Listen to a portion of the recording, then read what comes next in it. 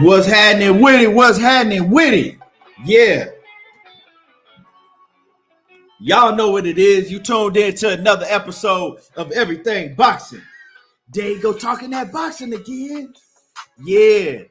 And when you come in the building, make sure that y'all hit the like button. And then jump in the comments and let me know y'all in the building. Yeah.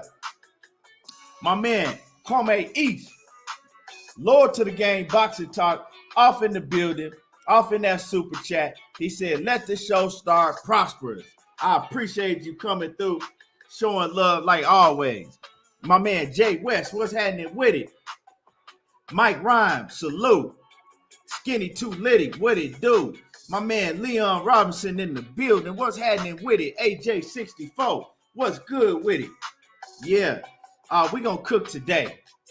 Yeah, we gonna cook today. You better believe that. You better believe that. Yeah. We got a lot to talk about today, y'all. A lot to cook on. A lot to talk about. Jose Ayala, what's happening with it? Salute. Dank Father, what's good with it? Yeah. So like I said, y'all, when y'all come in, make sure that y'all hit my like button first of all. And then, let me know you're in the building.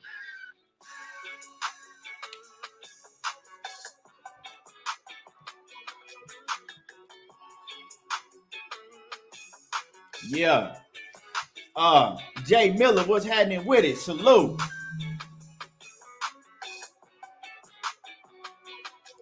Dank Father say, where's Cinnamon that come to 158 for this boxing lesson? Yeah, we know that ain't happening, bro. That man ain't going to no 158. That's definitely not happening. Canelo ain't going to nobody 158. That I would have loved to see that at 154 though. You know, Dark 80s baby, what's happening with it? Yeah, appreciate you coming through. He said that's heavy duty talk right there. Right. Man, salute to you. Appreciate it. And my man Big LT, he say smash the like button on the way in, people. You feel me? Appreciate you coming through, showing love and support to the channel. Yeah, y'all smash the like button. You know what Blue Blood say? Wipe your feet before you enter in my house. Wipe your feet before you enter in, people. Yeah.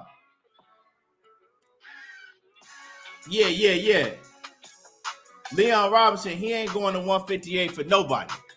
Canelo Alvarez can't even make 158 now. Like Canelo Alvarez trying to make 158, he gonna look like Josh Taylor did in his last weigh-in, right?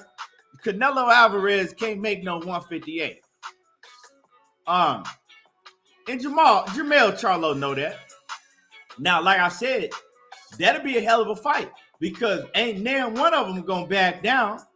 Jermell Charlo ain't gonna back down, but that's a fight. That's a fantasy matchup that'll never happen. Jermell Charlo know that motherfucker ain't going to no 158. He said he can't even make 160 no more. What make you think he gonna go to 158?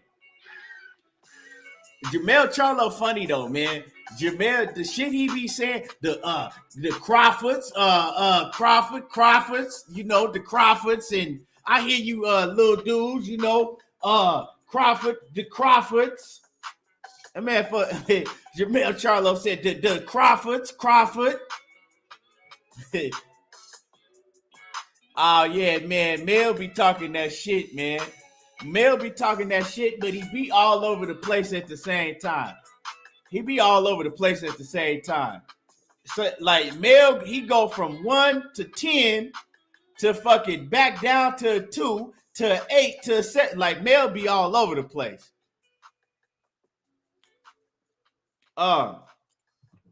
Yeah, I mean, you know, I just think that we just need to stop worrying about Canelo because we see what it is. He got his own agenda. He got his own thing that he's doing. Let him do his own thing. You know what I'm saying? Let him do his own thing. These fighters need to stop talking about him. Let him do his own thing. Unless he call you out, don't even mention his name. You dig? You dig what I'm saying? Unless he call you out, don't even mention his name. Hey, Leon, right. But he like, all right, Brian, I'm gonna let you talk. Hey, Brian couldn't even get a word in. He couldn't ask no questions. He couldn't get a word in. Jermell Charlo said he had some shit to get off his chest. He had a whole lot to get off his chest. Sweet Tea, salute to you, Queen. Yeah, we need that type of energy in boxing. Right. You right, Jawan. These dudes want to be politically correct. They don't want to say too much. They want to be boring. Right. We need some shit to turn up. DP Rocker, what's happening with it? I see you in the building. Stan 92, Ms. Aisha, what's happening with it?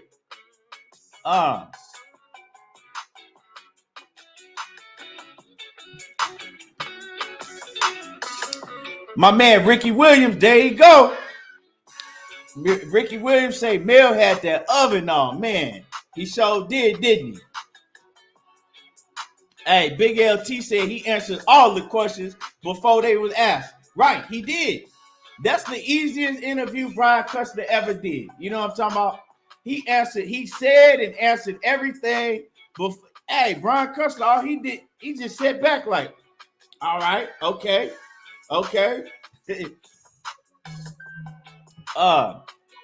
Jamie Peralta says Bud just capping. If he wanted to fight, he would have went to WBO to fight Charlo. And we're gonna get into all that later on for sure. Just do boxing. What's happening with it? Salute. Ludacris, what's happening with it?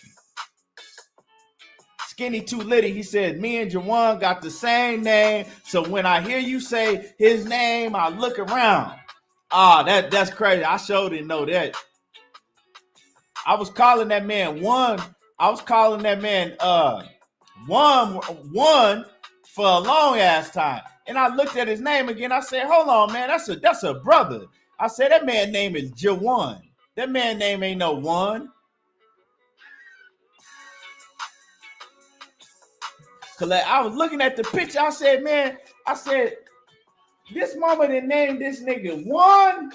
I said, man, hell no. This man, I said, I know they fucking with him down in the H-Town.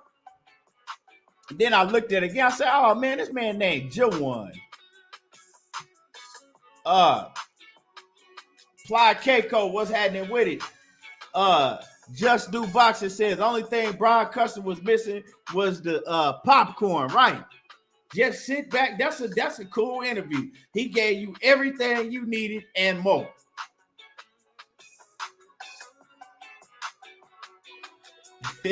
He said, sure was. He said, but everybody called me one. He said, on some shit I wasn't even tripping. Yeah, man. Oh shit. Hey, it be like sometimes you got brothers with names like that. I know a couple cats, you know what I'm saying, brothers with the name Carlos. And that's for sure a Hispanic name.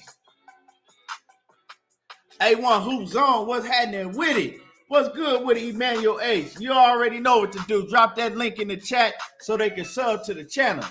Stan92 says the fight business, talk your shit. Right. That's what I want to hear. I want to hear big shit popping. I want to hear people, you know what I'm saying, talk that shit and let us know what's on your mind. Let us know what's on your mind. This is a gladiator sport. Ain't no reason to act like, you know what I'm saying, timid. It ain't no reason to act timid. Talk your shit. And my man Anthony Johnson in that Cash App, man, always coming through showing love. I appreciate you. Polly Keiko. He said, we're gonna get into that. But like I said, y'all hit my like button if y'all ain't hit the like button, and we're gonna get into it. We're gonna talk about it, y'all. We're gonna talk about it. It's a lot going on. He said, I've been going at it with motherfuckers on one of your videos yesterday. Motherfuckers emotional. Real talk, I ain't even see it, man. I ain't see it, bro. Yeah, man.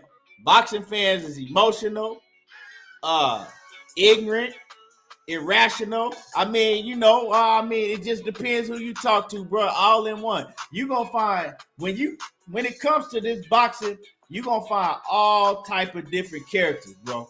That's one thing I learned. You're gonna find all type of different characters. So nothing surprised me, man. Nothing surprises me now when it comes to boxing and fans but I guess you could say that about any sport. I guess you could say that about all sports, but boxing is it brings out more emotions than any other sport. And one of the main reasons is race. You got basketball, basketball people root for a team even if they racist. You know what I'm talking about? Football, the same thing. But boxing is a whole different ball game. And then you got, people that latch on to certain fighters that they like, and that fighter can do or say no wrong. So it is what it is, It is what it is. Yeah, Ludacris, we're going to talk about that shit too. We're going to talk about that. But so let's get into it. Like I said, if y'all ain't hit the like button, hit the like button. We're going to get straight into it now. Let me see. I got a few things I want to cook on. The first thing I want to cook on, y'all, is now we know that Anthony Joshua, he wouldn't go step aside with Usyk, right?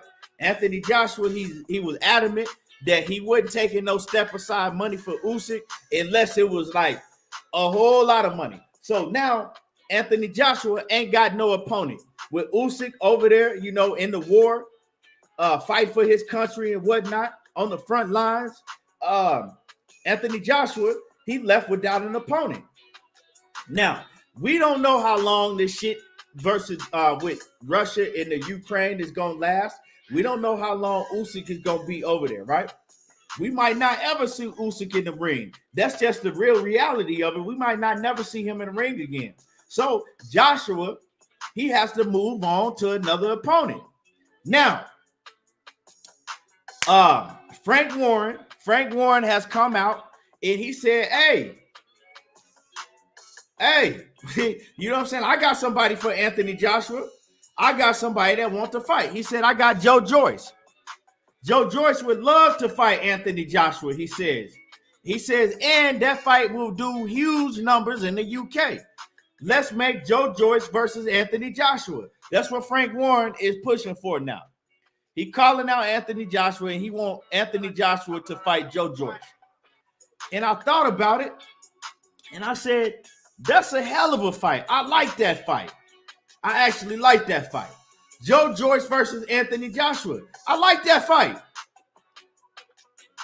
I said, that's a damn good fight, especially for a replacement fight. Now, the thing is, it might be too high of a risk because Joe Joyce, right? Leon Robinson, I see you. He says Joe Joyce is too slow for AJ, but and you right. But you know what? You know one thing, Leon, is Joe Joyce, he could take a fucking punch. He got a steel plate in his goddamn chin, right? And another thing is AJ, he can't take a punch. So when you look at when you weigh the odds, when you weigh that out, right? When you look at that fight, you know that Joe Joyce, he got a steel plate in his fucking jaw. You can't hurt him. And then AJ is timid because he can't take a punch. That's a 50-50 fight to me. Anything can happen in that fight. Anything. These is heavyweights. That's a dangerous fight for Anthony Joshua. Because Joe Joyce, he ain't going to back down. And I highly doubt that Anthony Joshua can stop Joe Joyce. You can hit him with everything and the kitchen sink, and he gonna still be coming forward like a motherfucking zombie. And y'all hit my like button. Y'all hit the like button. My man A1 Hoop Zone in that super chat. My man Emmanuel H, he says, they really out here with bud swimmers. He said they really out here with bud swimmers dripping from the mouth. He says, this shit is crazy. Like these MF fighters don't give a fuck about you. And he says, and I know. Yeah. Yeah, he said these fighters don't give a F about you and they don't know you. Right. But you have Bud Crawford fans that's willing to they willing to kill and die over Bud Crawford. And then ain't only the Bud fans, other fans of other fighters that's willing to do that shit. They willing to kill and die over Bud Crawford. Ain't never spoke to Bud a day in their life. Don't know what that man like. Ain't never been around that man. Ain't never been to Omaha, but they willing to kill and die over Bud Crawford. Me, hey. And I'm going to address some other shit too. I'm going to address some other shit because motherfuckers need to know. You dig what I'm saying? I'm going to address some real serious shit right after I get done with these comments. Motherfuckers need to know. Real talk. And this some real shit. And if a motherfucker listening to this shit and they watching it and they think I'm talking about them, I'm talking about them. Leon, and we can handle it however you want to motherfucking handle it. Leon Robinson say, well, outside the box, I see you. What's happening with it? 817 Boxing B, what it do? Successful Hustler say, Joshua might as well finally face Wilder. Man, I don't like that fight no more. I know a lot of people been saying that shit, right? I know it, but hey, at the end of the day, Joshua is still a top level heavyweight, right? Joshua is still a big heavyweight that hit hard as a motherfucker, and he's dangerous, right? And the reason I'm saying that is because if you're a boxer, not just Wilder, anybody, if you're a fighter and you got 1 foot out the game and you talking about retiring, I don't want to see you going there against no other dangerous heavyweight. I don't. Even if it was Chris Arreola, any heavyweight is dangerous. You feel me? So I don't want to see Wilder in there against Joshua. I wanted to see Wilder against Joshua when Wilder was fully in the game, right? When he was fully in the sport of boxing. If he talking about he want to retire or he thinking about retire, he don't know if he ever going to fight again. That's exactly what I want him to do, is retire. Go off into the sunset. I don't want to see you fight Anthony Joshua, right? Because you're not at your best. I wanted to see him fight Anthony Joshua when he was trying to fight and he was pushing to fight Anthony Joshua. I don't want to see you fight Anthony Joshua now because you're not at your best. Your mental ain't there no more because you're already thinking about, man, should I fight again or should I retire? At that point in time, you need to just go and retire because like I always say, you don't play boxing. It ain't no games. Ain't no games being played in boxing. Outside the box media said Joe Joyce is a good tune-up fight for AJ. That ain't no tune-up. That ain't no tune-up outside the box media. You feel me? It sure ain't no fucking tune-up because that is a dangerous fight. T-Bibbs 100, what's happening with it? What it do? That's not a tune-up, bro. You feel me? Joe Joyce is, like I said, he got a fucking granite chin. He can punch hard, and he just like he's not the fastest in the world, but you're seeing he got a very, very solid jab, and he's getting better, and he got a lot better than what he was before. And I'm pretty sure he's gonna continue. He's continuously getting better, and that's a dangerous fight. Ain't no tune-up. That's a dangerous fight, but I like the fight. It's a fight of relevancy, right? That's a fight that I think the fans would enjoy. It's an exciting fight, and it's a dangerous fight. So that type of fight, that's some shit I would tune in to watch. I don't want to see Anthony Joshua fight another bomb like let's say Tecum or somebody on that fucking level. I don't want to see him fight no more Tecums or what's the dude? The dude from New Zealand or whatever. I don't want to see him rematch that dude, Joseph Parker. I don't want to see no fucking Joseph Parker, Anthony. Like, I wouldn't even turn my TV on to watch that shit. Why? Why even waste your time to turn your TV on to watch Anthony Joshua and Joseph Parker too? I don't want to see that shit. Joseph Parker is one of the most boringest fighters in the whole heavyweight division. For what? I don't want to see that. But y'all hit the like button. If you're in the building, hit the like button. Smash on the like button. Now I'm gonna address some shit, right?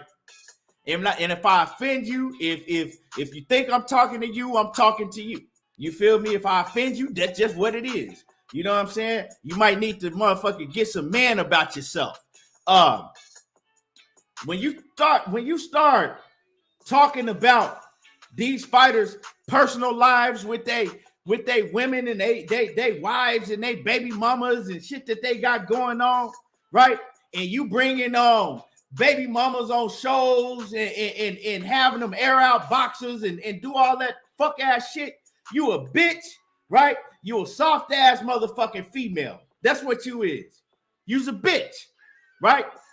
Because it should be no room for all that pillow talking and that messy ass fucking shit that y'all niggas is doing. For real, straight up. You's a straight up hoe. And like I said, if you have a problem with it, if you feel I'm talking about you, I'm talking about you. Straight up and down. And I'll put my contact and you can fucking hit me up in my inbox, right? And we can handle the situation however you want to handle it. You feel what I'm saying? So that's some hoe ass shit. You know what I'm saying? Quit acting like fucking bitches out here. Cause you ain't a man. You less than a man. You know what I'm talking about? You less than a man. Hoe ass shit. That's just what it is. You feel me? And like I said, if it's anybody in here that feels some type of way, you know what I'm saying? You can comment or you can hit me in my inbox. And like I said, I'm a put the shit up. Hold on. There we go, right there. But yeah, you know what I'm saying? Y'all dudes is fucking weirdos.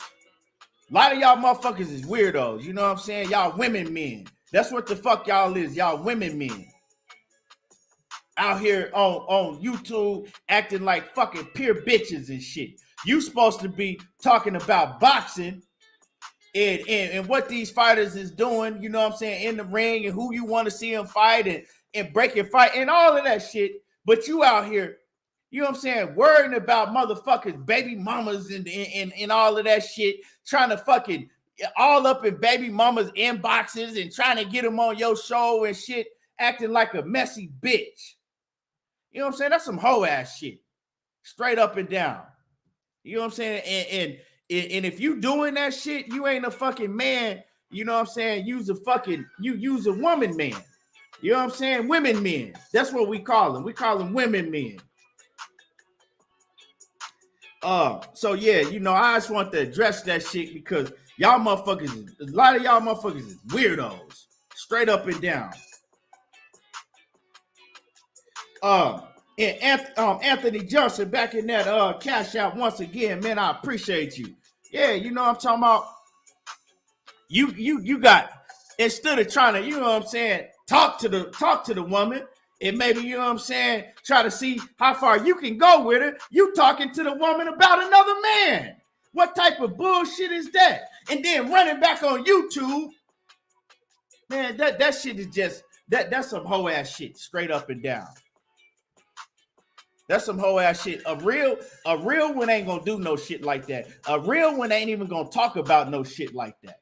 The fuck do I got? You know what I'm saying? You bitch ass nigga. If you have a woman, you probably didn't have some issues with a woman saying some shit like that about you before, or whatever it may be. You know what I'm saying? Worried about what the fuck you got going on in your personal life and stop worrying about what another man got going on with his woman or his ex or whatever it may be. You know what I'm saying? That's weirdo shit. To even entertain that shit and think this is interesting. I don't give a fuck about what she's had to say about another man. What the fuck that got to do with me? Why is that interesting to you? You know what I'm saying? Like you ain't never had a woman say some fucked up foul shit about you. But you motherfuckers probably haven't because you probably fuck with men behind the scenes. So your man probably done said some fucked up shit about you. Yeah, that's weirdo shit, man. Right, Ricky. You know what I'm saying? For what? Clarence McClain said, I was just talking about it today, how these clowns move. Yeah. You know what I'm saying? You know what I'm saying, man? That shit just is weirdo shit to me. J.A. Dixon said, motherfuckers get touched for that type of shit, right? But then they the motherfuckers that want to act like, what did I do? What did I do? That type of shit just be rubbing me the wrong way. You know what I'm saying? That type of shit really rubbed me the wrong way. Y'all give me 1 second. I gotta answer this phone call. Give me 1 quick second, y'all.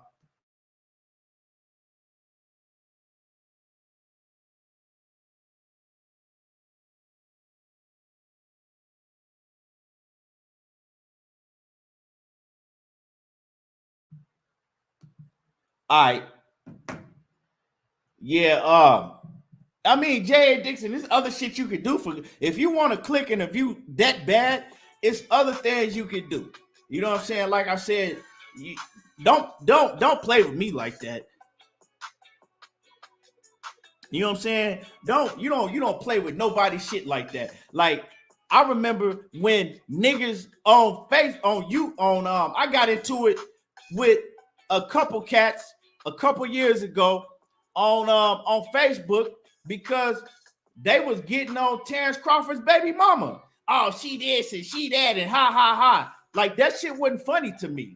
You know what I'm saying? Stay in your fucking lane and keep it boxing. You know what I'm saying? These hoe ass niggas out here. You know what I'm saying? Ain't never had a woman, so they think that bitch ass pillow talking and shit like that they think that shit is interesting. You know what I'm saying? Oh, I got the tea. Oh, I got the tea looking ass nigga. What's happening with it? Money Brown TV off in the building. Yeah, just airing out these pillow talking weird ass niggas, man. But Shady Girl 85, what's happening with it? Salute to you. Yeah, some of these women, you know what I'm saying? They got more morals and character when it comes to that type of shit than y'all do. I got you, man. I'm a shoot it to your inbox.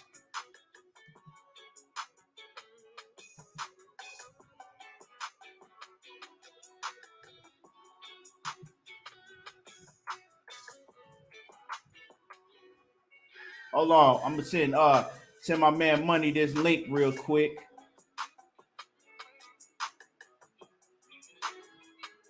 There you go, Money. Macadose, Mac of the South. What's happening with it? What it do, Macadose, Mac of the South? And if you's a nigga, right, that's on somebody's channel like that and in the chat and hee hee ha ha and entertaining that shit, use a bitch just like them, straight up and down. One swole bro, what's happening with it? What's good with it? Detroit, BC, what's happening with it? Jawan, yeah, real talk.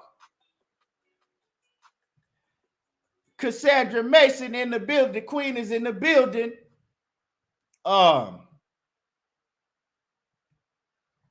Votes UK say Taylor versus Catterall just heated up over here. He says government have referred the scorecards a police investigation. Damn. So my man Votes UK, he in the UK, so he keep up with all of the shit that's going on behind the scenes in the UK. And he just said that Taylor and Jack Catterall just heated up. He says the government have referred the scorecards for police investigation. That's some serious shit, y'all, because we see what went on in that fight, and it ain't no way that Josh Taylor won that fight. And I hope they do something about it. You dig what I'm saying? I hope they do something about it. Yeah. But let's move on. NBA D Dice, what's happening with it? Kevin Wells, what's happening with it?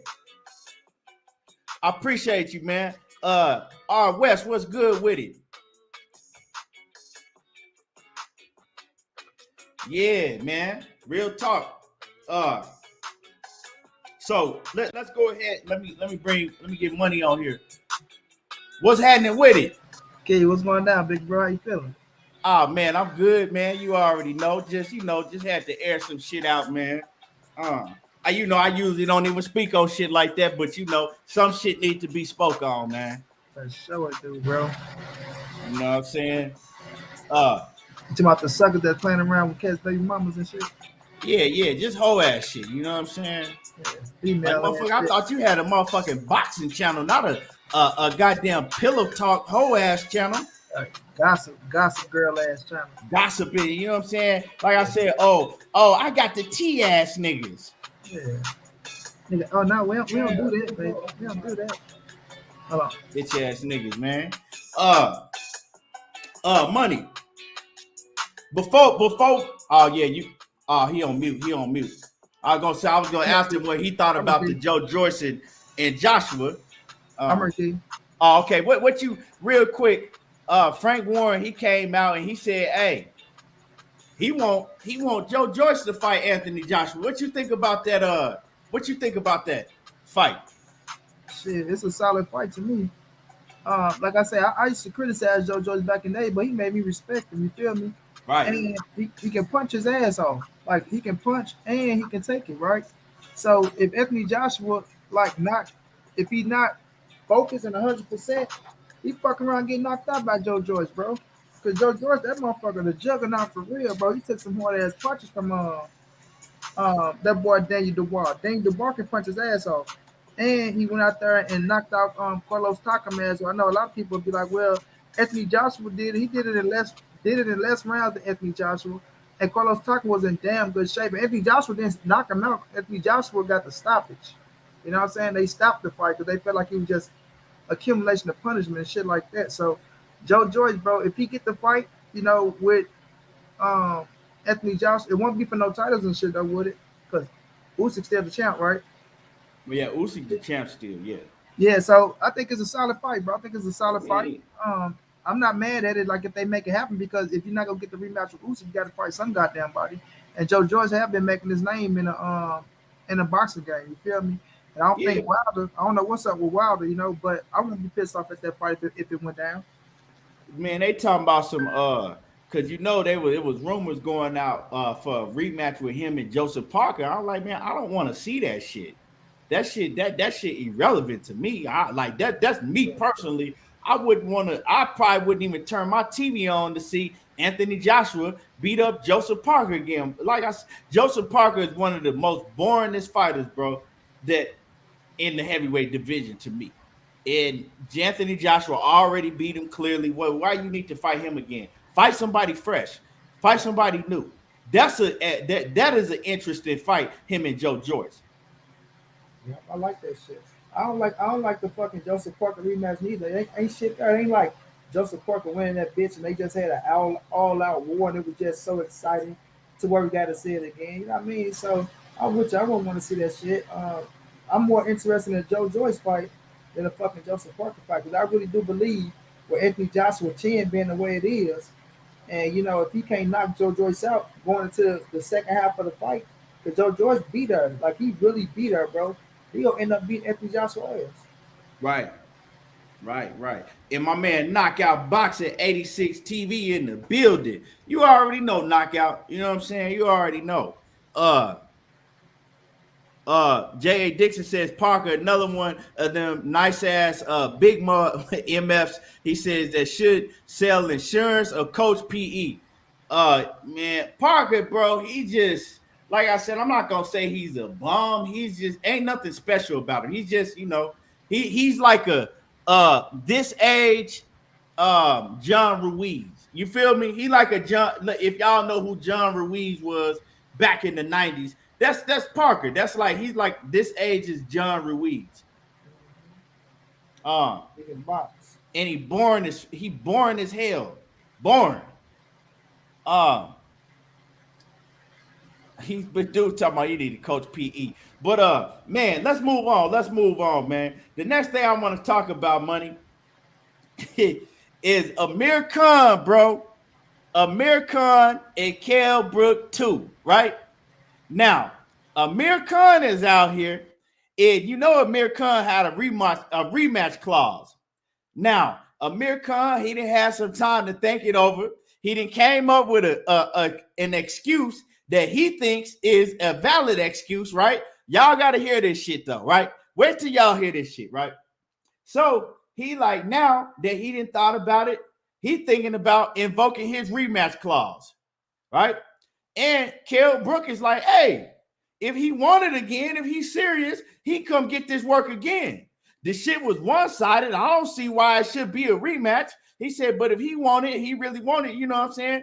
We can get it popping again. This is what Kell Brook is telling him. Now, Amir Khan's excuse, and y'all hit the like button. Y'all smash on my like button if y'all ain't smashed my like button yet. Amir Khan's excuse money is, he say, well, I looked over everything, you know, with the fight and everything. I had a long time to think about everything. And I realized that I only had 10 weeks to train for the fight. And he probably had like 6 months to train for the fight. Oh, shit. Key, I'm taking this call real fast, but I'm here, Key. I'm listening. Yeah. So that was Amir Khan's excuse. He said, once again, Amir Khan said, I realized that I only had 10 weeks to train for the fight with Kell Brook. And I see he probably had like 6 months or so to train for the fight. Bruh, first of all, how you go make this shit make sense to me? How are you going to have 10 weeks and he has 6 months? I mean, I'm pretty sure that you were the A side, right? In order for him to know that y'all was having the fight, he had to know that you agreed and you signed on the dotted line. So how did he have 6 months and you only had 10? He can't start training without, I mean, he's not going to train for you 6 months ahead of time when you ain't agreed to nothing. Like, that don't even make sense.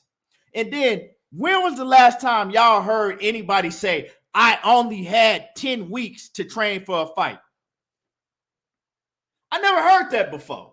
I've heard cats say, oh, I got the fight on short notice. I only had 2 weeks to train. I got the fight on short notice. I only had about 4 weeks to train. I've even heard people say 5 weeks.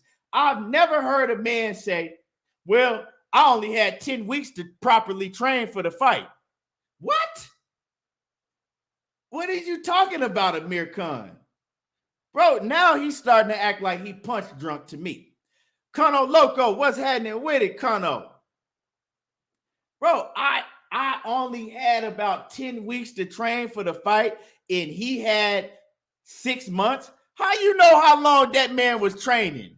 You have no idea how long Kell Brook was training.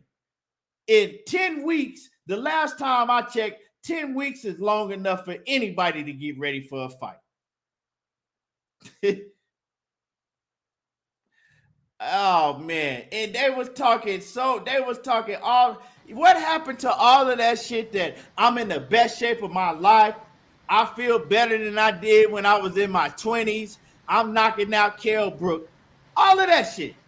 Now, all of a sudden, I'm supposed to forget money. I'm supposed to forget all of that shit that he said. Now he talking about, I only had 10 weeks to train for the fight. That's why I lost it. He probably had like 6 months. Bro, man, I couldn't make this shit up if I wanted to, bro. Right, nigga, I need is for real. A cap is 12 weeks. A full cap is 12 weeks. Nigga, you had more than enough time. I know Kess will get ready in less time than that. Talking about all he had was 10 weeks. Talking all that weird shit, but Key, that's why I say whoever win that fight, bro, is going to have the edge in the UK forever, bro, because that's one of them domestic fight. Like that fight, everything Kell Brook did, bro, losing to Earl Spence, losing to Crawford, losing to Triple G, that don't mean shit in the UK with him beating Amir Khan, bro. They gave him all his dignity and his pride back, bro. When I seen Kell Brook at that fight, I said that boy happy as hell, smiling. He like, I finally got this motherfucker. You know what I mean? So that was a big time win. And Amir Khan, that loss, bro, that's probably the worst loss of his career. Out of all the losses he had in his career, bro, Losing to Right. Kell Brook is probably the worst loss in his Because we career. never seen him just get outboxed and beat like that every Right, single round. He usually be winning and then he'll just get his ass knocked out. right. But the point of it being that domestic fight key of both of them, like the UK, like look where they was at in their career. We didn't give a damn about that fight for real up in America. We'd be like, man, Kell Brook versus American. All right, we'll look at it, but it ain't shit that we was clamoring for, right? The UK was like, yes, we finally got this shit. Like they wanted that fight, bro. And that's why I say it was as big as it was. They still got paid handsome money, but man, After the America, build up, it kind of got everybody interested. When you like, facts. oh man, they talking that shit and the They build brought up, that rivalry back they up. promoted it. They promoted it very well. Facts, bro. It brought that rivalry back, Keith. The rivalry of who they really was, like why people wanted to see it in the first place. You know what I'm saying? So when that happened, though, but with American, man, that motherfucker just run his mouth, trying to get back in the thick of things. Your career is done for it, man. Your chin is, boy, you better hang it up for somebody been paralyzed your ass somewhere.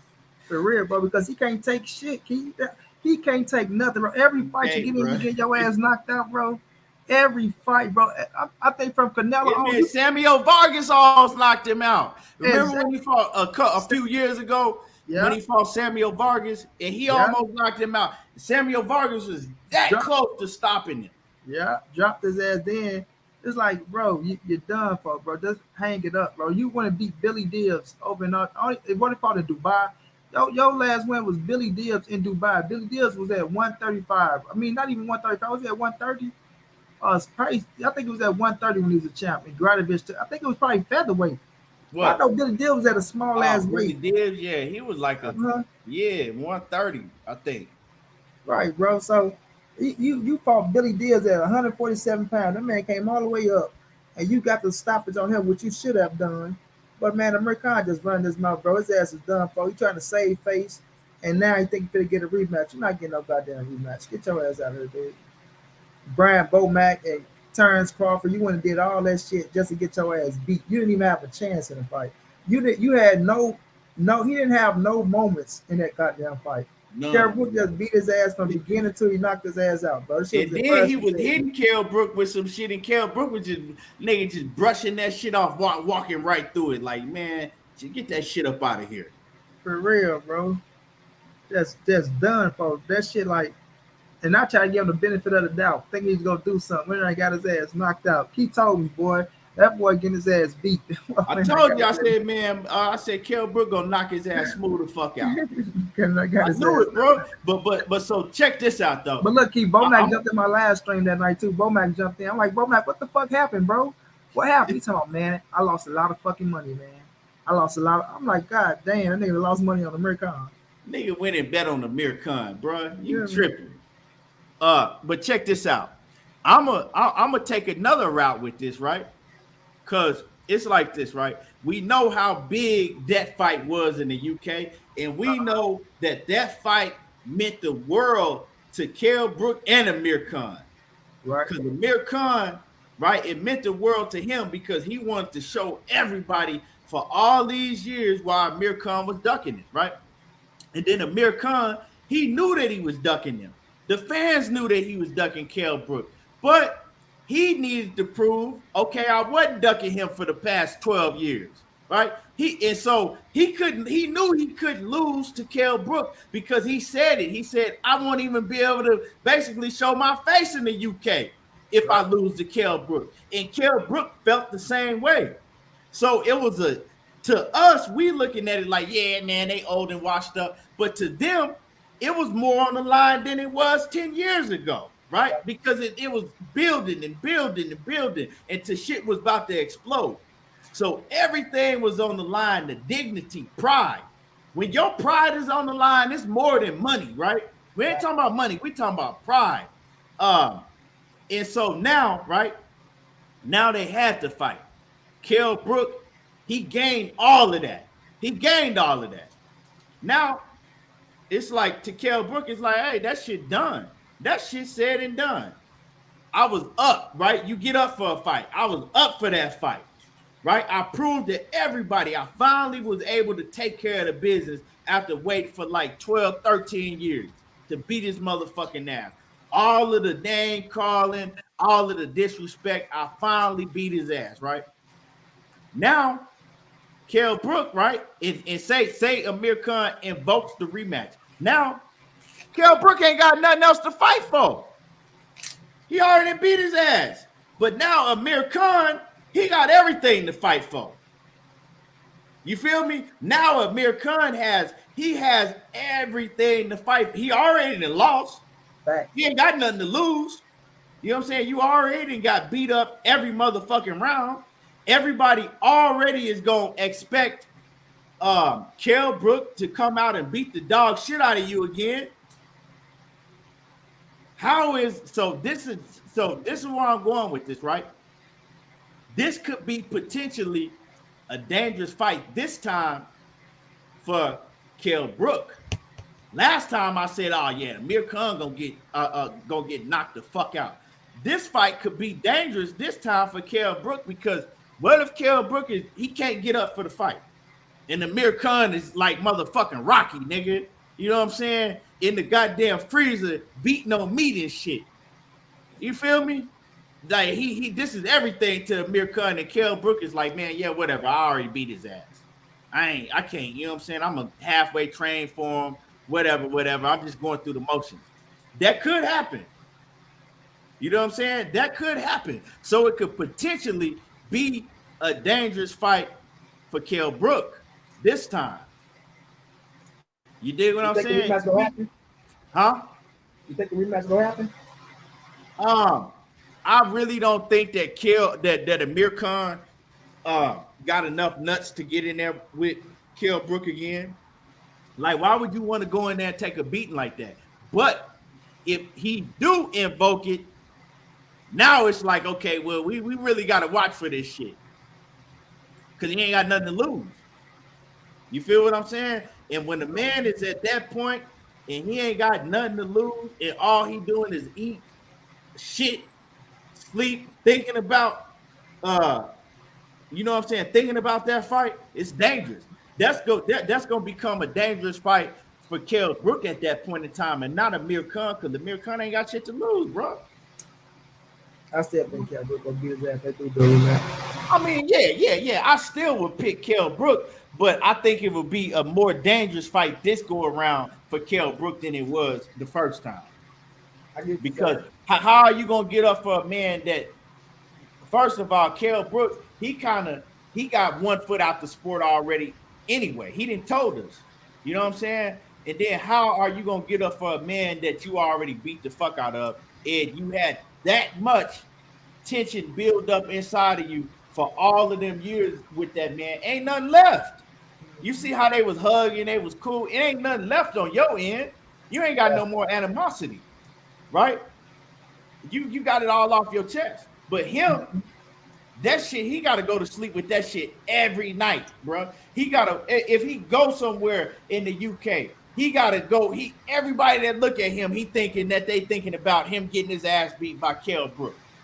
Mm-hmm. It said, even if they don't even know who the fuck he is or even know what happened, he's thinking, oh man, they, you know what I'm saying? He's thinking that.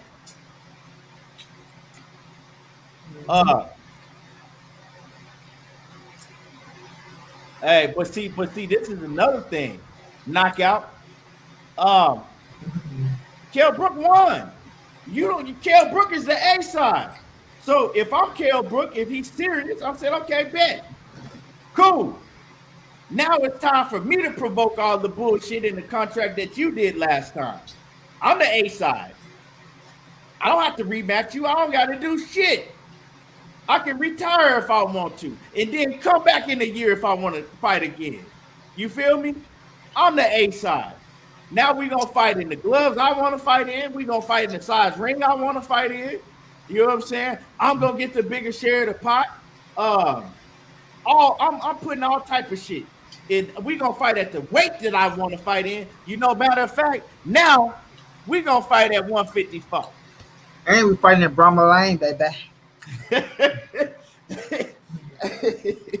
Hey, real talk, dog. I'm putting all type of shit in the contract, just like you did in the first fight. Mm-hmm. Bring your knockout. That's what I'm saying. He make him fight at 154. But ultimately, I really don't think that Amir Khan gonna want that smoke. Amir Khan he just talking that shit, man. He don't want none of that, bro. He don't want that. Why would you? Trying to save face for that ass with her. Right. Talking about I only had 10 weeks to train for the fight and he had 6 months. Man, if you don't get the fuck up out of here, Amir Khan, with that bullshit. Right. I ain't Hey, train no man. six. I might train no 6 months for your ass. Right. Yeah. You know what I'm saying? Who the fuck gonna train 6 months for Amir Khan? Come on, bro. Uh Man, y'all hit the like button. Y'all smash on the like button. Let me check the likes, man, before we really get to, get into these main topics.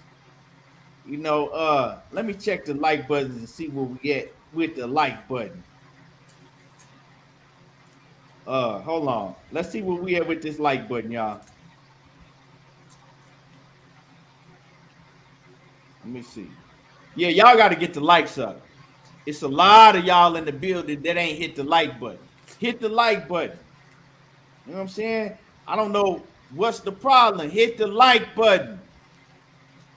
Yeah, Kwame. You know what I'm saying? They just in here and want to do everything but hit the like button. Motherfucking finger right on the like button. They don't want to hit it. I ain't gonna hit it. Hit the like button. Come on, my peopleization. What are we doing here? What are we doing here?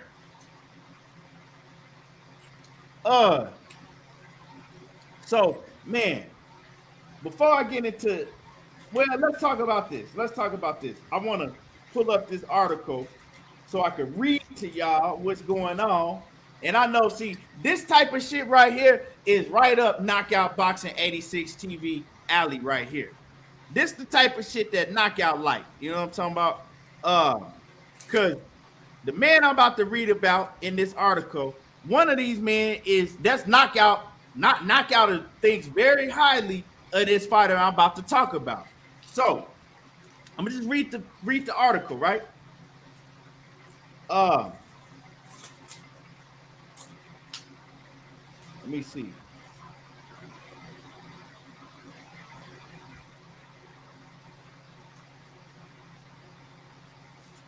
Okay, so WBO to order Munguia versus Ali Khan. I don't know how to say his name. I think his name is Janabek, right? Janabek. So we're Yeah, gonna say Janabek because I can't say Johnny the Beck. more, huh? Johnny Beck, that's my guy. Train with Johnny Brook. Beck, right. And this is Knockout's guy. You know what I'm saying? So it says WBO to order Munguia versus Johnny Beck purse bid. Munguia considering offers for Charlo fight also. Now check this out, y'all. She getting, hey, check this out, y'all, because motherfucking Munguia, his motherfucking get out of jail free pass is running out, and that shit running out swiftly. We gonna find out real soon what Jaime Munguia is made of. He ain't got nowhere to run and nowhere to hide. So y'all gonna like this, y'all, because I like this shit. It says Jaime Munguia is weighing his options. The former WBO junior welterweight champion has been presented with two championship choices for his next fight. The Tijuana native can either fight the WBO interim middleweight title against Janabek or challenge unbeaten WBC middleweight champion Jermall Charlo. The deadline for Golden Boy Promotions and Janford Boxing, Munguia's co-promoter, to voluntarily reach a deal with Bob Arum's Top Rank Inc. Um, excuse me, Janabek's promoter was Friday. The WBO, therefore, is expected to call a purse bid for the number one ranked Munguia to fight Janabek, a southpaw from Kazakhstan, who is ranked second by the WBO for the unclaimed championship Demetrius Andrade vacated late last year. So, for a lot of people that think that Demetrius Andrade still got that title at 160 pounds, well, he don't. He vacated the title. So that answers a lot of y'all questions right there, because a lot of people still think that Demetrius Andrade is the champion at 160, right? So it says the zone which is partnered with Oscar De La Hoya's Golden Boy, or ESPN, which has exclusive output deal with Top Rank, with stream or televised Munguia versus Janabek if Golden Boy or Top Rank were to win the purse bid. Showtime would televise Charlo versus Munguia live on that premium cable channel through its content partnership with Al Heyman Premier Boxing Championships, which has extended an offer to Munguia's handler for a fight that would take place in June or July. So, right? And I'm not gonna read the rest of it, but y'all got what's going on. So Munguia is backed into a corner, right? He has a purse bid that's about to go on, right? If he want to fight for basically for the title that Demetrius Andrade he relinquished when he moved up to 160, right? But he got to get smoked with Janabek. And they about to do a purse bid for that fight, right? But he can dip up out of that purse bid. But if he dip up out of that purse bid, he has another offer on the table to fight Jermall Charlo. PBC then sent Golden Boy offer for him to fight Jermall Charlo. So it's two fights right here for Jaime Munguia ass, right? He either can fight Janabek, which is a dangerous ass fight. You see, Demetrius Dudu Andrade, he ain't want no parts of that fight. Or he could fight Jermall Charlo, that's been calling him out for years, and Jermall Charlo and the PBC that already sent him an offer. So I'm going to tell y'all like this, and I'm going to read some of y'all comments, and then I'm going to let Money Brown cook on this, right? If Jaime Munguia ends up not fighting now one of these fighters, I'm going to tell you right now, we know he got a lot of bitch in his blood. What my man Batman say? Man, just cause you a boxer don't mean you ain't got bitch in your blood. Just cause you a fighter, it don't mean you ain't got bitch in your blood. So I'm telling y'all ahead of time, if he ends up not fighting Jermall Charlo or Janabek, we know what's going on with Jaime Munguia. He don't want no smoke with none of the top competition. So, hey, you got your choice. You got Jermall Charlo or you got Janabek. What's popping? Now, let me read some of these comments and then I'm going to get to money. Let me see.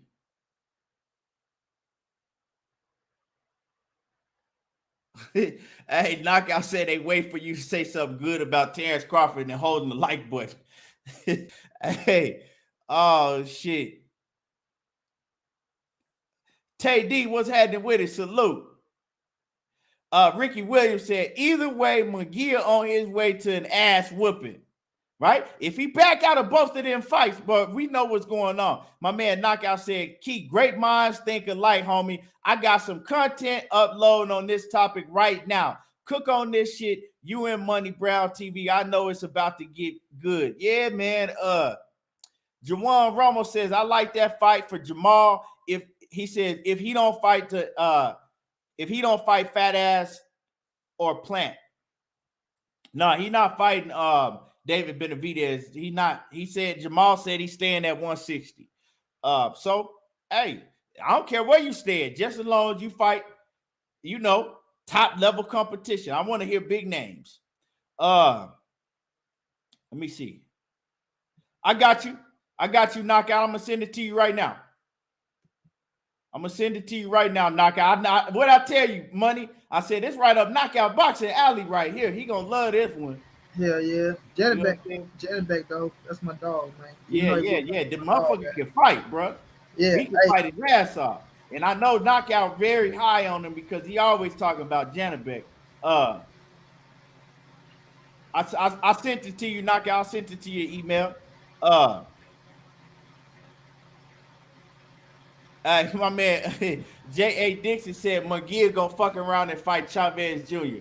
Right, I wouldn't turn my motherfucking TV on for that shit. Ricky Williams talking about Munguia and De La Hoya in the comeback fight. See out of boxing talk. What's happening with it? I see you. Yeah, so money. Go ahead, cook on this. Yeah, shit. It's the opportunity that he should have been waiting on, right? Either way, like if I was him, I'd go Charlo route. You know what I'm saying? The bigger name, the bigger money. But with Jetterbeck, bro, that motherfucker is so dangerous, bro, right?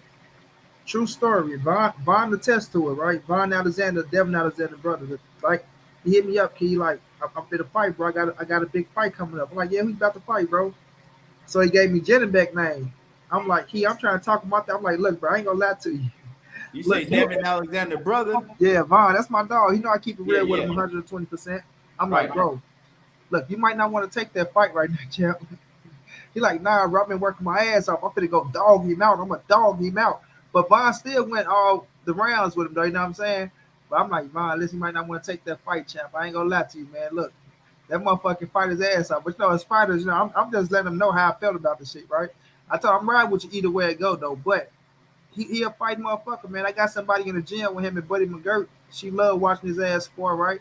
And he's dangerous, bro. That's why Demetrius Andrade, you know, he know it was a high risk, low reward for his ass. He know for a fact that Beck was gonna get in his ass, bro. You know what I mean? Not saying Demetrius couldn't win the fight, right? I'm not saying he couldn't win, but that motherfucker was gonna get in his ass, bro. You know he had some real smoke with that dude right there, bro. That dude was real smoke. He real smoke, and he gonna be a world champion. And Jaime Munguia can't beat him, or Jaime Munguia can't beat Jermall Charlo. So I look at it like you need to take the one that got the most money, right? And that's Jermall Charlo, because Beck gonna beat his ass, bro. Beck gonna beat his ass. He'll have some success now because he looked like he getting a little better, right? He getting a little better, but yeah, they gonna beat his ass, bro. You know what I mean? I think both of them gonna beat his ass. So, like you say, Key, this opportunity he should be waiting for. If he don't go out there and you know, take this fight, then we all know he's ducking and shit like that. So at the end of the day, you shouldn't have no excuses now with Golden Boy. Who he just fought? He just fought. Nah, he fought Game. Demetrius Ballard, money. Demetrius Ballard, right? Hey, motherfucker from DC and Batman didn't even know who he was. Yeah, you know I know Demetrius Ballard. Yeah, he just knocked his ass out. So right now, though, it's time for their ass to put him in there with one of them dangerous fights to give his ass one of them big fights. Because even when he won a title at 154, when he beat Jaime Munguia, the glove should have been off for his ass. You know what I mean? So at the end of the day, it's about time for his ass to step up in one of them big time fights and see what he's really about. Because if he come out victorious, then you got something nice. But if not, then you know every motherfucker go say what they've been thinking about, that he's really a nobody. He really ain't done shit, and this the reason why he didn't want to fight that big fight. So I like both fights for him. If I was him, I'll take the Jermall Charlo fight. I feel like it'd be more money, be more recognition. Because Beck go whoop your ass and he go make his name off of you because your name is kind of bigger than Beck. You more known than him. So, you know, that's what I do with him, though. But it's either way, you can't go wrong. You fighting for a world title. So it's time for him to put his ass out there, bro. And yeah, or West, bro. I know Devin and Von, bro. I grew up right around the corner from there. Hey, my man, Ultimate Fight Club in the building. What's happening with it? He said Chavez Jr. in rehab in Mexico right now. Hey, where he need to be for real. He sure need to be, bro. Dude, man, you getting beat by MMA fighters and shit. That's pitiful. Now, knockout. Go ahead. let me say this, kid. Now I went to Beaumont, bro. I went to Beaumont. But Devin them live right there on Fur, or the next street over from Fur, though. And I live right there on Ashland. So ask about it, bro. They know who I am. We know each other damn well, bro. But go ahead, knock out. What's going down? Man, my brother Money Brown, money. Hey, what's up, bro? Key, what's popping with y'all, man? What's going on with y'all, bro? Man, look, man, I'm so excited with this news, man. I read the article. I believe you got that off of Boxing Scene, right? Yeah, right. Yeah. I read that shit this morning, man. My eyes, they lit up, bro, because like I'm ready for the 160-pound division to get some new blood, get stuff moving. And quite frankly, bro, like Jaime Munguia got 39 fights, bro. Like it's time. It's time. No more babysitting. And just for people who, because I see a lot of people like, man, who's Beck? I don't know who Beck is. Let me tell y'all something. No matter what you say about Top Rank, no matter what you say about Bob Arum, we know two things to be true. We know they got the best matchmakers, in the business of boxing, and we know that Bob Arum pretty much tells the WBO what to do. So when you look at it from that perspective, and you see that the WBO is ordering Janabek and Jaime Munguia, and they first ordered Andrade, but Andrade moved up to fight Zach Parker. So they ordering these fights for Janabek as a WBO. They doing that because Bob Arum wants them to do that. That's the first point. Now, Bob Arum is not going to tell them to do that unless his matchmakers are telling him, yo, this is a good matchup for our guy. He can win. So the matchmakers at Top Rank are telling you what they view Janabek to be. A problem, bro. The fact that they are so willing to put him in there with somebody like Jaime Munguia, they were willing to put him in there with somebody like Demetrius Andrade. Now, Andrade probably could get through him or whatever, but Janabek as a southpaw with that power and being a former Olympian, man, and he like one of them dudes that's nice and shit, that'll smile and shit on some weird ass Usyk type of energy, bro. Just a weirdo that like is tough as hell and just seemed like he liked to fight. So I'm glad that he gonna get a shot to kind of further solidify his name. As far as Jermell Charlo, this name kind of skirted under the radar when we were talking about this shit last week, as his potential opponents and shit, because we didn't think Jaime Munguia would take the fight. But now I like that he's in a position where no matter where you go, bro, you don't get to be number one in the WBO, number one in the WBC for these years and just wait on somebody to vacate a belt, because that's what he was low-key trying to do, bro. Right. He was trying to wait on Andrade to vacate a belt, trying to wait on Charlo to move up and vacate a belt, and then boom, I fight for a vacant belt, and now I'm a 2-division world champion. Nah, go get your shit out the mud, bro. Go get your shit the right way. If you can beat the shit out of Jermall Charlo, go beat his ass. I mean, you got Eric Morales in your corner now. Everybody talking about all these improvements and shit you made. I don't want to hear shit about you being 25 years old because you got 40 fights, bro. You got more fights than Charlo, and you got more fights than Janabek, bro. So this is good news for boxing because it's going to move the 160-pound division forward. It's good news for boxing because it's a reasonable, pretty big name opponent for Jermall Charlo, much better than Juan Montiel. But if you Jaime Munguia, it's a tough-ass decision, but I think I agree with Money. You know what I'm saying? I think that Charlo is the best fight because if you're going to fight a fight that you can lose anyway in both fights, you know, some people will say some people probably favor Munguia. You know, he got a fan base. A lot of people will favor Charlo. Some people will favor Janabek. Some people will favor Munguia. But in both of those fights, you know you could lose. So you got to get the biggest bag and at least fight for a world title, bro. It's just point blank. That's the smart thing to do. We're going to find out what type of fighter Jaime Munguia is. Is he a stat patter? Is he on his Julio Cesar Chavez Jr. shit where you come over here with 40-something fights, you're undefeated, then the moment you step up, you get exposed left and right? Or is he a real warrior like Canelo who came over here with all those fights and then he proved to be, you know, who he is? I ain't saying Jaime Munguia can get to that level, but it's time to find out if he a warrior or if he just one of these old stat padding ass fighters that got all these barroom brawls on his record down in Mexico and came in with all this hype, and the moment he step up, he get his ass whooped. So I'm looking forward to it, man. I think it's good news. And then if you Jermall Charlo, I'll say this last thing. If you Jermall Charlo, bro, and it's not Jaime Munguia, bro, you gotta move up. Okay, Jaime Munguia is a cool fight. I'll take that fight at 160. Right. But if it's not Jaime Munguia, Triple G is unavailable. He fight Murata, and then he got the Canelo shit if he get past Murata. And then Andrade just vacated his shit. He moved up to 168. You know what I'm saying? So if you ain't getting none of them fights and you ain't fighting Munguia, bro, don't you come with no bullshit ass voluntary defense, bro. You have to move up and wait and go chase your own greatness. So that's all I got, bro. I think it's great news and it's a great topic to talk about, bro. Yeah, man. I like that, bro. I was like you, Knockout. When I read the article and I seen that he ain't got nowhere to run, that's what we've been asking for a long time now. When is Jaime Munguia gonna fight somebody? You feel me? And now, when I read that article, I said, "Oh yeah, I like this. I like this a lot because you ain't got nowhere to hide. You ain't got nowhere to run. Your back is up against the wall, right? And if he don't fight now one of these fighters, I don't even want to see him on my TV ever again. I didn't even watch his last fight against Billard or whatever dude name was. I didn't watch that. I told y'all I wasn't gonna watch that. I said I'm not watching that shit. I didn't turn my TV on for that. Actually, KQKC let me know what happened in that fight. I was like, oh shit, I forgot he was fighting. I didn't watch it. Blue Blood Sports TV in the building. What's happening with it, Blue? Mad Chad, what's happening with it? I see you, Mad Chad.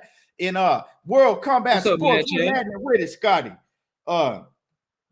Let me my man Zenith 360 always coming through, showing love. He says, excuse me, he says Munguia has no reason to choose Janabek. Janabek is for an interim title. Winner would still have to fight Andrade if he decides to go back to 160. He says Andrade has 10 days to decide after Parker fight. Yeah, and I was gonna say, like, right, Janabek is not a name. You feel me? I mean, he a hell of a fighter. He can fight his ass off, but he's not a name. A lot of people in here, like you said, Knockout, don't even know who he is. They have no idea who Janabek is. He only got like 10 fights, 11 fights. I think he like 11 wins with 7 knockouts or something like that, right? So a lot of people don't even know who he is. So why would you go fight Janabek, a fighter that is a very high risk in a low reward, when you can have a big fight on Showtime, everybody gonna be watching against Jermall Charlo? And you if you can beat, I don't think he could beat Jermall Charlo. I think Jermall Charlo gonna do something bad to him. But if you can beat Jermall Charlo, do you know what type of star power that's gonna bring Jaime Munguia, and what type of hype they gonna put behind Jaime Munguia, right? And they'll be able to put that hype behind him, right? If he beat a Jermall Charlo. Now, if you beat Janabek, right, which I don't think he can beat Janabek, right? But if he does, people just gonna be like, oh, well, he just beat a nobody, because don't nobody know Janabek. Even though that would be a solid ass win, ain't nobody gonna know who he beat. So you fight Jermall Charlo, is more money, more people gonna be watching it, and to me, it's a no-brainer, because both of them, like I said, both of them is dangerous anyway. You feel me? How you feel about that money? Same way like you feel, man. So it's gonna come down to, you know, just He out. I don't know what happened.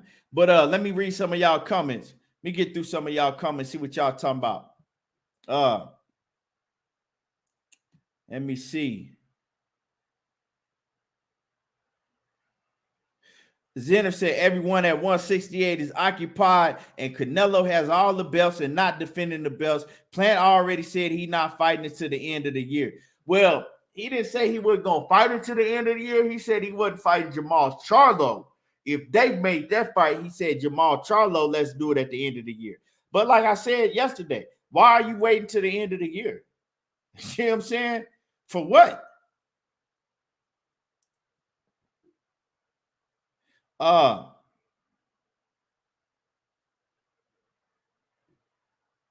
Hustles Holmes, what's happening with it? Appreciate you off in that super chat. He says, great work. Y'all cooking. Salute to the panel in the chat. Man, salute to you, man. I appreciate you coming through, showing love. What's happening with it? Brandon House, what's good with it? Flossy Boxer says, do you think Boots and Conor Ben will fight down the line so Boots can get that global appeal, since Ben is big over in the UK? No. He don't. Conor, you see what Conor Ben, right? They all around the same age. I think Conor Ben older than Boots, and he older than Virgil Ortiz. You haven't heard Conor Ben call nobody out but washed up fighters like Adrian Broner and Kell Brook. And you know what I'm saying? Like, Conor Ben don't believe in himself. I think that Conor Ben is a hell of a talent. I think he getting better and better every time I see him in the ring, right? But bro, he don't believe in himself. He don't call nobody out that he should be calling out. You are young, right? Nearing your prime. I'm not saying he in his prime, but he nearing his prime. You young with all these other fighters that's up and coming. You don't want to fight none of them. You calling out dudes like Adrian Broner. You look, this man is literally sitting here watching Adrian Broner in the hospital, you know what I'm saying, going through issues that he has in his life, ain't nowhere near a boxing ring, don't even have boxing on his mind, and you calling out Adrian Broner. What are you going to gain by beating up Adrian Broner when everybody that knows anything about boxing knows that Adrian Broner, he not there no more when it comes to boxing. Just, you know what I'm saying? So Conor Benn, man, he's just making himself look bad on the type of fighters that he calling out when you got other fighters around you that you don't want to fight. You know what I'm saying? You calling out Amir and Kell, Brook, and come on, bro. That ain't gonna prove nobody nothing. And you mess with Kell, Brook, you fuck around and you might get stopped. So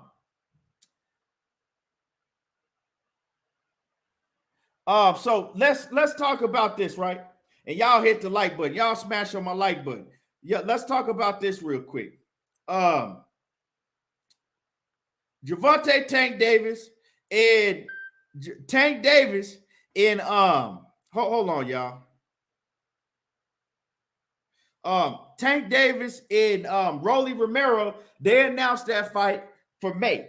So they got that a fight. It's announced for May the 28th, I believe. I think that fight going down May the 28th. It was just announced. Tank Davis and Rollie. Now, look at this fight, and everybody looking at this fight, and they like, yeah, Tank Davis gonna knock his ass out. Tank Davis gonna do something bad to him. And I start saying, Rollie, like I said, we know that he half retarded. We don't know if he feel pain or not.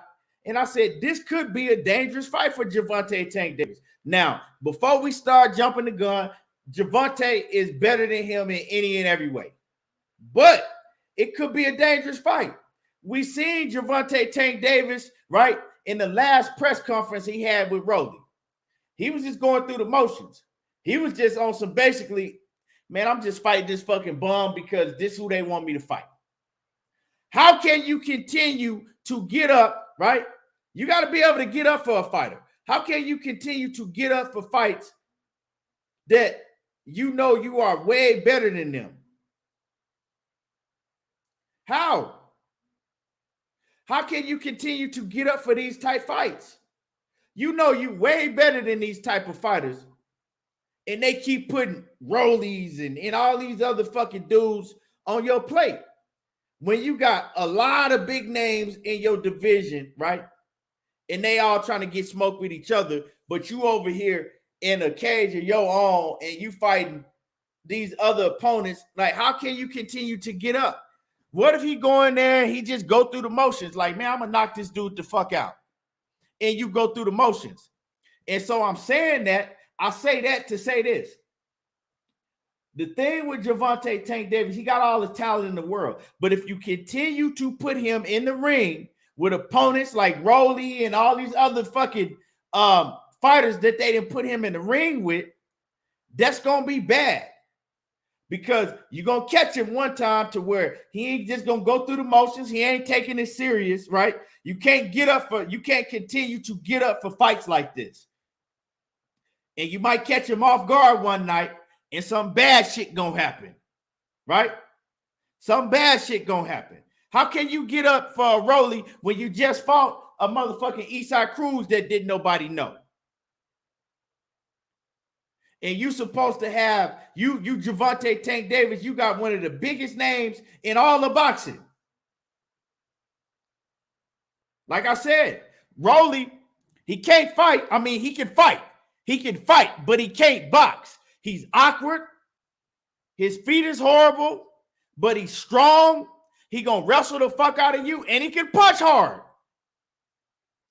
How can you continue to get up for somebody like this? You know, it could be potentially a dangerous fight for Gervonta Tank Davis, depending on if he could get up for Rollie or not. You feel me? It could be a dangerous fight.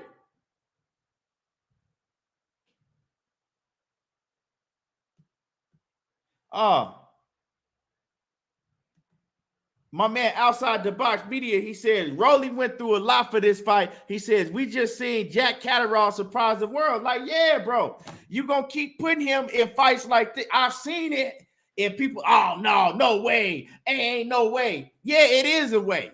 You keep putting this man in fights like this to where it's very hard for him to take serious and get up. Like I said, all you got to do is go back to the last press conference that he had with Rollie. Tank didn't even want to talk because he was so aggravated.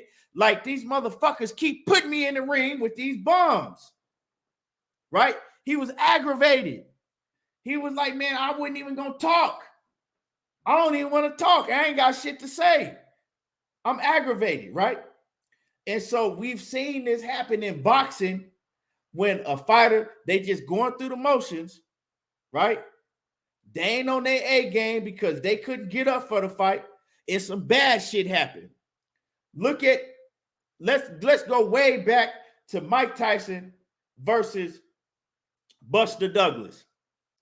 I guarantee you that Buster Douglas was a much bigger underdog than Rollie Romero will be. I guarantee you that. So don't act like it can't happen. And it's just, oh, it's crazy for me to be thinking like that. No, it could happen. We see this shit in boxing happen a lot. And that's the thing. You continue to put Gervonta Tank Davis in fights like this, you can fuck him up because he could get fucked up by somebody we least expect because you can't get up for fights like this. KG Alexander says, what's good with it? What's happening with it, KG? Oh, coming through in that super chat. What's happening with it? One Swole Bro says Mayorga versus Forrest.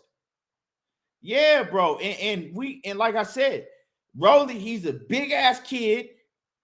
He's strong as hell. He don't have the skills, but like I said, he has other things and he's dangerous because he can punch. Yeah, when Lennox Lewis got knocked out by Michael Grant, wasn't nobody expecting that shit.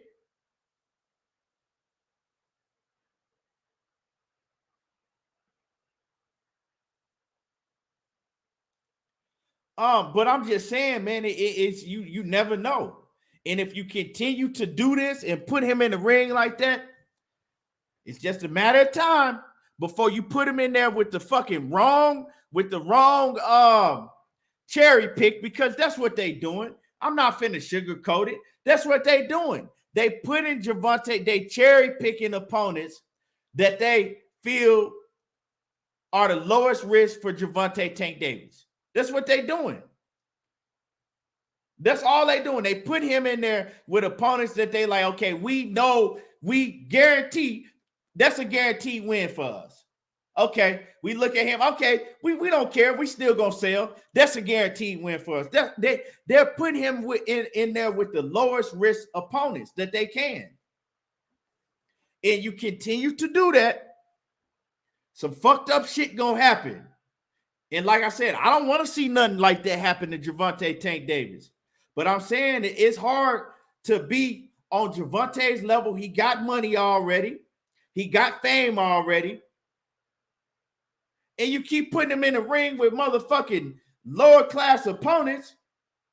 What does he have to fight for? What he got to fight for?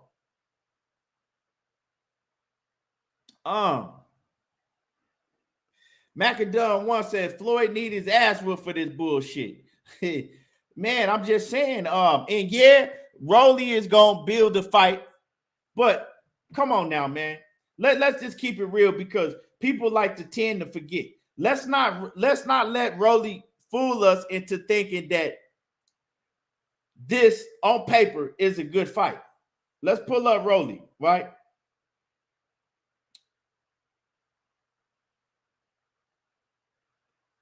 Let's pull up I'm gonna pull up his box rec, right? Rollie is 14-0. He only got 14 fights, y'all. Let's see who he beat. David Courtney was 1-4. Adrian Levi, it was his pro debut. Johnny Estrada was 0-2. Alex Silva was 3-5. Javier Martinez was 4-4. Demarisi Nazu was 11-5. Rondell Hubert was 12-6-1. Nicholas Velasquez was 10-4. Andres Figueroa was 9-4. Juan Carlos Cordon was 14-2. Artis Imeltovs was 5-0. Jackson Marinez, right? He finally fought Jackson Marinez, right? The same Jackson Marinez that just got knocked out by Richard Comey, but that was his biggest opponent that he fought. Jackson Marinez, and we seen Rollie get the shit beat out of him for damn near 12 rounds or 12 rounds versus Jackson Marinez, right? He lost damn near every round against Jackson Marinez. Jackson Marinez outboxed him and made him look like a fucking amateur, right? Then he goes and he fights Avery Sparrow on short notice, and Avery Sparrow was 10-2. Goes and fight Avery Sparrow, and Avery Sparrow didn't even train for the fight. I talked to somebody that was in training, right, in the same gym with Avery Sparrow around that time, and they said, man, this dude ain't even training for the fight. He coming in every day. He just going through the motions, right? Then he fought Anthony Yiggett that had been in the ring for years. Hadn't fought in over 2 years. So you mean to tell me them 14 cab drivers that Rollie Romero fought, and they putting him against Gervonta Tank Davis on pay-per-view for us to buy and pay for, and we supposed to pretend like this is a great fight? They're supposed to build this fight up, right? Make us think in our brains that, oh man, this is a solid fight. So what I'm saying, if they continue to put Gervonta Tank Davis in fights like this,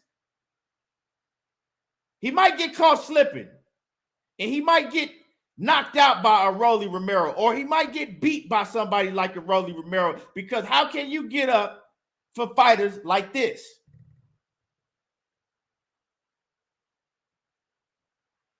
You feel me? Batman, what's happening with it? Salute. How can you get up for fighters like this?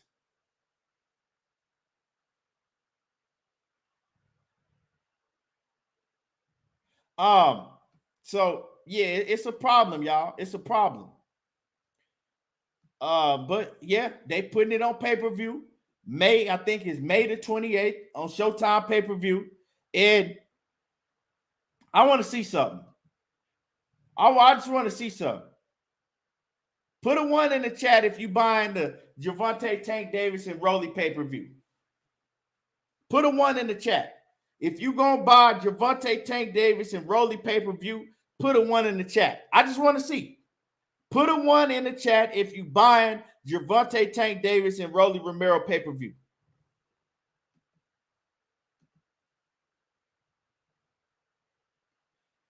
Apin the Savage put a 1 in the chat.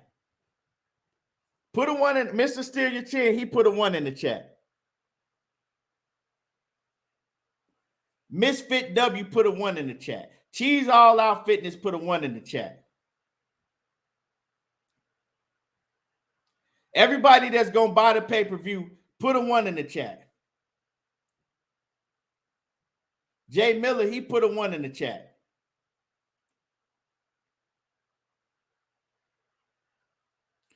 If you, like I said, it's way more people in the building. If you going to buy the pay-per-view, put a 1 in the chat.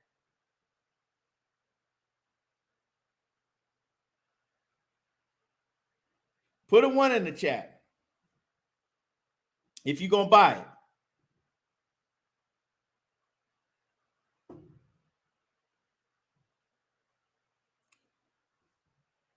Now, all the people we got in the building, I know is more people that have it, that know if they're going to buy the pay-per-view or not.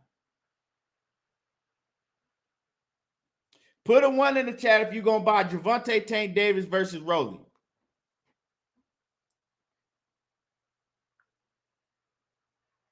So this is what I'm gonna say, right? This is what I'm gonna say. For the ones that saying that they buying this fight, right? No matter the reason, if that's your hometown and you supporting it, I feel that. You got to support your hometown. But whatever the reason is, for the ones that are saying, yeah, I'm going to buy it, right? I'm going to buy it because I fuck with Tank or whatever, right? Well, next time you wonder why Gervonta Tank Davis ain't fighting, you know, such and such, whoever it may be, right? Or next time you wonder why you ain't getting certain fights that you want to get, don't complain about it. Because the reason you ain't getting it is because you put that one in the chat and you are buying the pay-per-view.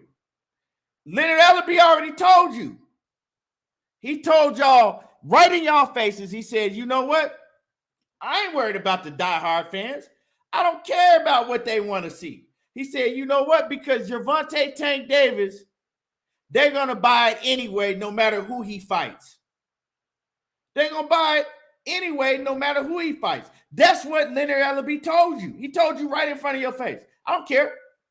We're going to continue to have Gervonta Tank Davis fight the type of opponents that he's fighting because we know that they're going to pay for it anyway.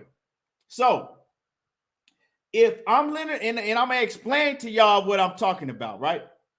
If I'm Leonard Ellerbe and I have my fighter, if I'm Floyd Mayweather and Leonard Ellerbe and my fighter is Gervonta Tank Davis, right?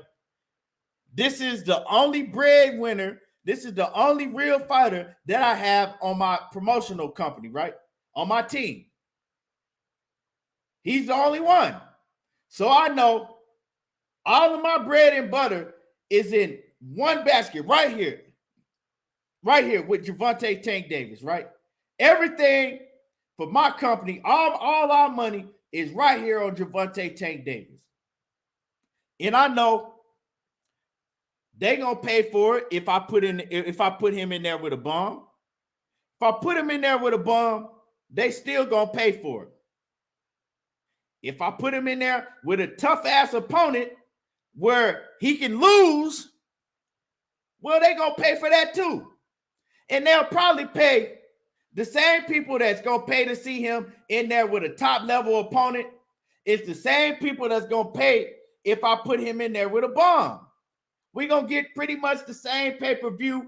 And even if we get more pay-per-views, at the end of the day, it's gonna average out the same because we're not gonna have to pay the opponent nothing. We can pay the opponent pennies because he ain't got a name, right? Whatever we pay him is still gonna be his highest payday. So business-wise, it's going to average out to the same or even more if we put him in there with a bomb. We don't give a fuck what y'all want to see because you're going to pay for it anyway. You're going to pay for it anyway. So if I'm Leonard Ellerbe and I'm Floyd Mayweather, why the fuck would I put my fighter in any danger? Why would I put him in any danger when I know I can put him in there with a bomb and you still going to pay for it? We still gonna get the same fucking numbers. Why? So I'm saying this to y'all. You don't want to see Gervonta Tank Davis in the ring with no type of competition if you're willing to pay for some bullshit. You can't complain about him in the ring with bullshit competition if you're willing to pay for it. You can't. I just broke down the business model. Motherfucking Leonard Ellerbe told you. He said it in different terms, but that's what he was telling y'all. I just know how to put, you know what I'm saying, two and two together. That's what he was telling y'all. That's exactly what's going on. So as long as y'all continue to pay for bullshit, well, they're going to continue to fucking feed you bullshit. I said it. Like I told y'all before, if I go to a motherfucking restaurant, right, and they're charging me, right, they're charging me filet mignon prices, but they bringing me a T-bone, because they know that I don't know the difference between a T-bone and a filet mignon, right? What do you think the restaurant gonna continue to do? They gonna fucking continue to bring me that T-bone because they like, hey, he gonna fucking pay for it and eat it anyway. He don't know no difference. So I'm gonna continue to bring him the fucking T-bone and charge him filet mignon prices because he don't know no fucking better. He don't know no better. I'm gonna continue to fucking get all of these, make capital gains because he don't know no better. Why wouldn't I?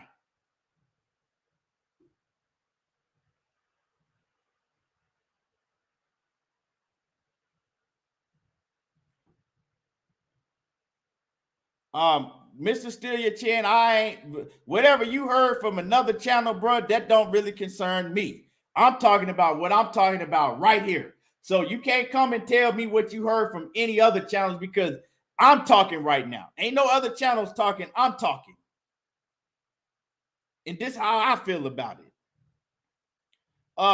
KG Alexander says, I'm no clown. I refuse to pay to be in the circus. Right, bro. Like, I'm not paying for that shit. Why would you pay for some shit like that? And then, like I said, if you're not going to complain, just come out and say, I don't give a fuck who he fight. I just want to watch him fight. But I don't want to see you pay for this type of shit and then complain and say that we're not getting other fights. Like, I don't want to hear you complaining about not getting Terence Crawford and Errol Spence if you paying for pay-per-views like this. Just saying.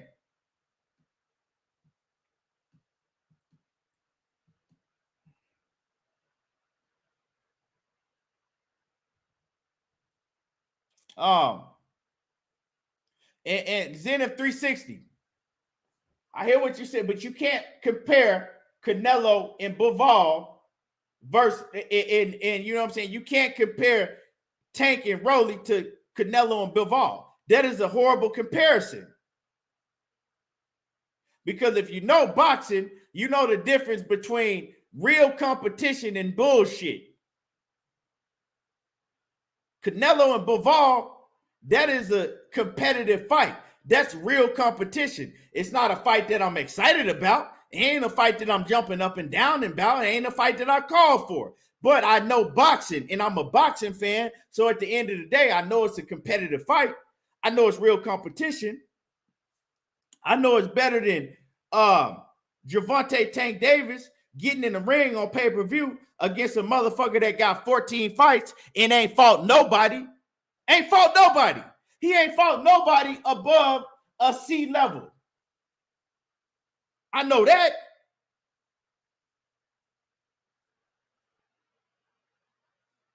You know what I'm saying? I know that.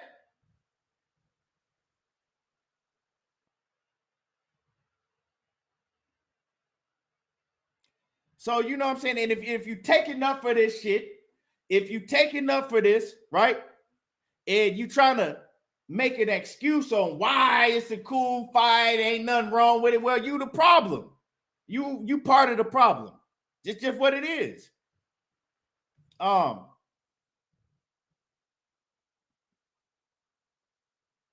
You said I didn't compare the fight to say one is more competitive or not. I mean, for you to even say that first sentence, we know what we know what is competitive, right? You should know. He said I compared them based on my interest because it's my money and no one gonna tell me how. Yeah, spend your money how you want to, but I don't want to hear you crying about Terence Crawford and Errol Spence or no other fight. That's all I'm saying. If you want to give your money, if you want, right?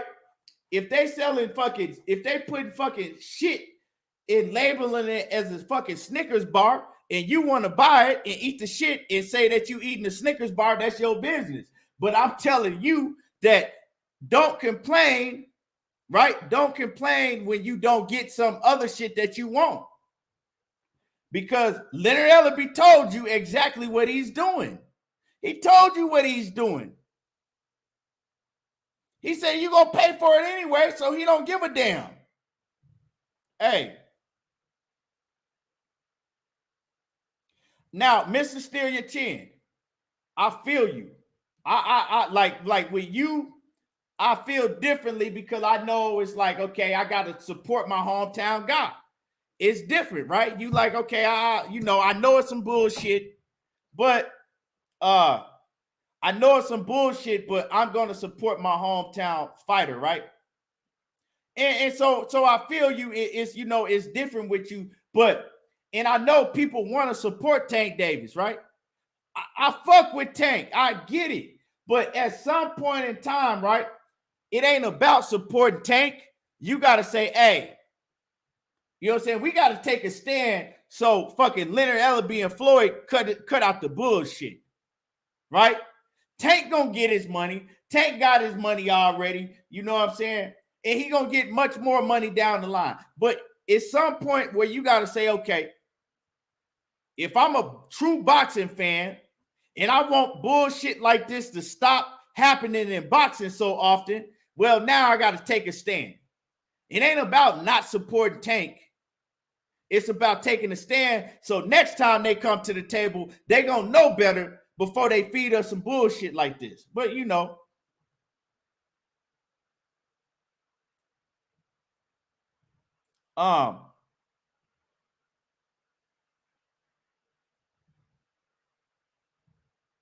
now, coach say GGG ain't competitive, and I wouldn't fucking turn my TV on for a GGG and Canelo 3. And I told you that already. I wouldn't fucking pay for that shit if somebody gave me the money and said, here, pay for it. I want you to buy it. How could I be up here talking about what I'm talking about and then turn around and pay for a fucking Triple G and Canelo 3, man? Come on now.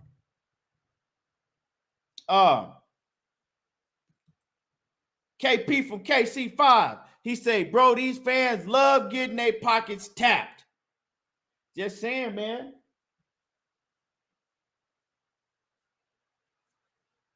Mr. Stelia Chan says, if you can get everything for free streaming, why would you ever pay for anything? Just a question to all my streamers. But I pay for shit because I appreciate I'm a boxing fan. So yeah, I can get everything for free, but certain shit I'm gonna pay for it. I might go to the fight and pay thousands of dollars for the ticket because I appreciate what they doing, right? Or I buy it on pay-per-view because I appreciate it. But I'm not gonna pay for some bullshit that I know shouldn't be on my TV.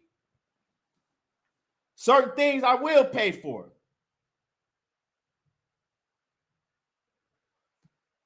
Flawless Mentality and BE, hosted by Dr. Mark Stearns in the building. Salute to my brother, Dr. Mark Stearns, the OG in the building. And y'all go sub to his channel. Go show him some love and sub to his channel.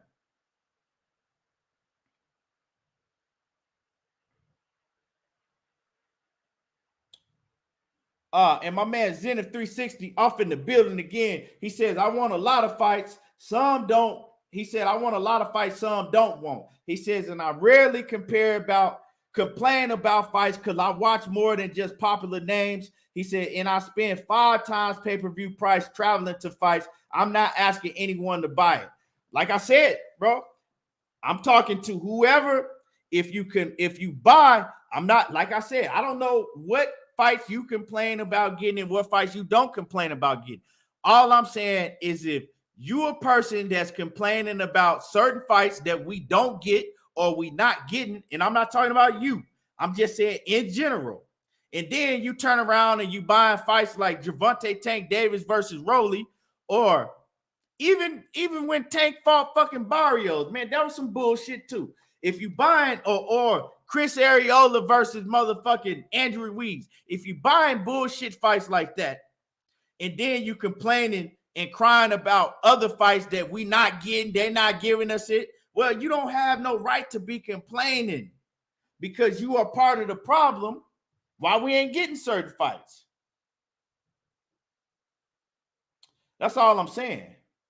And I'm not talking about anybody in particular. I'm just saying over boxing fans as a whole. Like I told y'all, I fuck with Errol Spence heavy.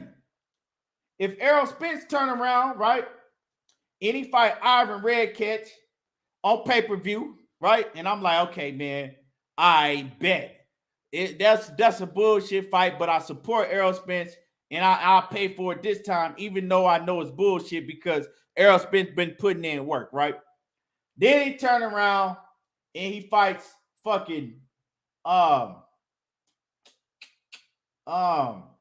goddamn Ray Robinson or somebody, and they put that on pay-per-view. And I say, all right, man, fuck, man, I support Errol Spence. I'm gonna buy the fight. Fuck it. Then they turn around and they give me Errol Spence versus motherfucking goddamn, I don't know, Robert. I'm just naming names. Robert Easter. Now, when am I gonna say, man, hold on. This motherfucker, he didn't fought some 3 bullshits in a row, and they putting it. Now I'm gonna be like, okay, now I'm not paying for this shit. I see what they trying to do. It gotta stop somewhere. Hell nah, I ain't paying for it. Yeah, versus Lipinets or somebody like that. At some point in time, I gotta say, hey, look, I'm not paying for this shit because I continue to pay for it. They gonna continue to do it. You gotta stop somewhere. So that's just how I feel about it. But anyway, y'all hit the like button. Damn, I got a motherfucking cramp. Oh, shit. Y'all hit the like button. Smash on my like button.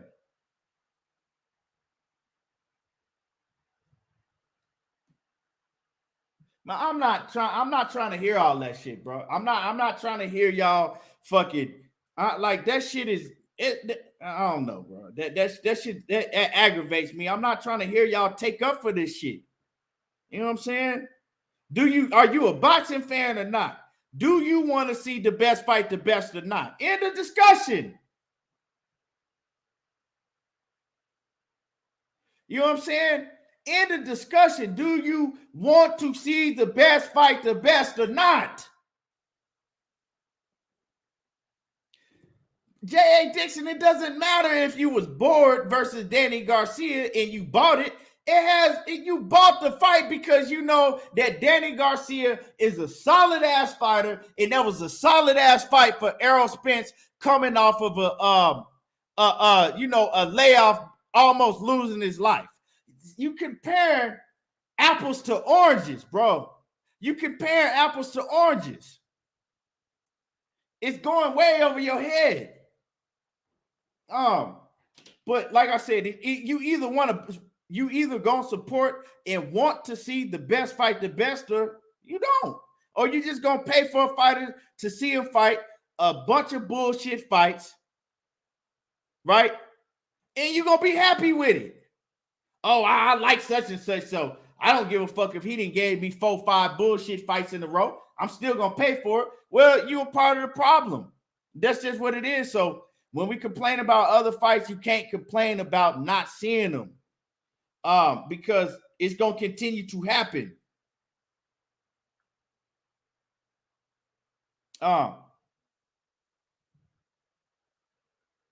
So anyway, man, I'm gonna drop these links. I'm gonna drop this link, and we're gonna get to cooking about the main topic now. Before we get up out of here, and y'all hit the like button. Y'all hit the like button. Y'all hit the like button. This is the problem as fans. We got to debate about shit like this when we all should be able to come together and, you know what I'm saying, make some shit happen. If we all thought like I thought, and I'm not saying like, oh, I'm perfect and everything I say is right. I'm not saying that. I'm just saying if we all had the mindset like I'm speaking on, and we all came together and was like, you know what? I'm taking a stand. We ain't paying for this shit. Next time they come around and they like, man, we can't do that no more. It ain't working no more. You know what I'm saying? We can't put Gervonta Davis in the ring with Rollie Romero's or what. That shit ain't gonna work no more. We gotta holler at, and I'm just naming names. So don't Vasil Lomachenko in the war. I'm just making an example. We got to go holler at Vasil Lomachenko and see if we can. We got to holler at Shakur Stevenson. We got to holler at Devin Haney. We got to see what we can make happen at 140. We got to, you know what I'm saying?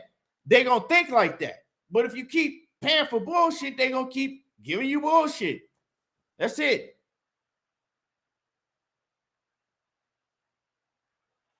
So yeah, y'all. So like I said, pay for what you want to, nigga. I'm not telling you what you pay for. If you want to pay for a stick of shit, right, and eat it and pretend like it's Snickers, well, pay for that stick of shit and continue to eat it and pretend like it's Snickers. For real, I don't give a goddamn. You do what you want to do, but don't complain about shit. You know what I'm saying? Don't complain that it don't taste the same. That's all I'm saying. Because I hear a lot of you niggas talking about, oh, we pay for what we want to pay for. We do what we want to do. But then you niggas will get to crying when motherfucking Tim Smith from PBC will get on camera and tell you, look, shit, Errol Spence and Terence Crawford, shit, nah, ain't no money in that. We ain't, nope. We ain't putting that together. Ain't no money in it. And you niggas will get to crying about the shit. And then wonder why you don't get fights like that when you come on here talking about, oh man, we gonna pay for what we want to pay. We gonna pay for it. Well, don't cry about not getting fights like Errol Spence and motherfucking Terence Crawford. Because if you're gonna pay for what you want to pay for, if they got a fighter like Gervonta Tank Davis, where they like, okay, well, we could pay Gervonta Tank Davis this amount of money. He got an opponent, he ain't got no fucking name, and we could pay his fucking opponent crumbs, but his opponent gonna think that he getting a big ass payday because he ain't never seen no money before, right? And we could put this fight on, and they still gonna fucking pay for it, and we gonna make a lot more money putting this fight on than we will if we put on Errol Spence and Terence Crawford, because the same people gonna pay for that fight, but hey, we gotta pay Errol Spence and Terence Crawford fucking $15 million each. Nope, we'll just give y'all the motherfucking Rollie versus Tank, and y'all gonna pay for this shit. Straight up and down. That's all I gotta say about that shit, and I'm gonna move on. So if you gonna pay for what the fuck you want to pay for, well then, go ahead and stop complaining and crying about other fights that you don't get to see. Crying about Tim Smith said this and that. But yeah, so now I'm gonna pin the link. Hold on, let me pin the link, and we're gonna get to cooking about this Jermell Charlo and Terence Crawford shit.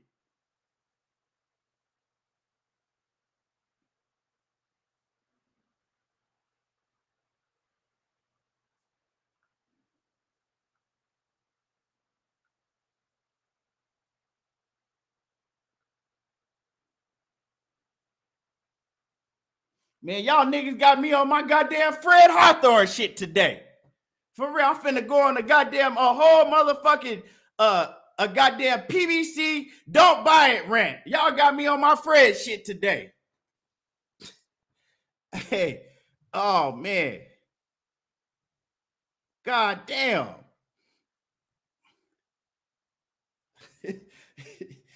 Oh shit.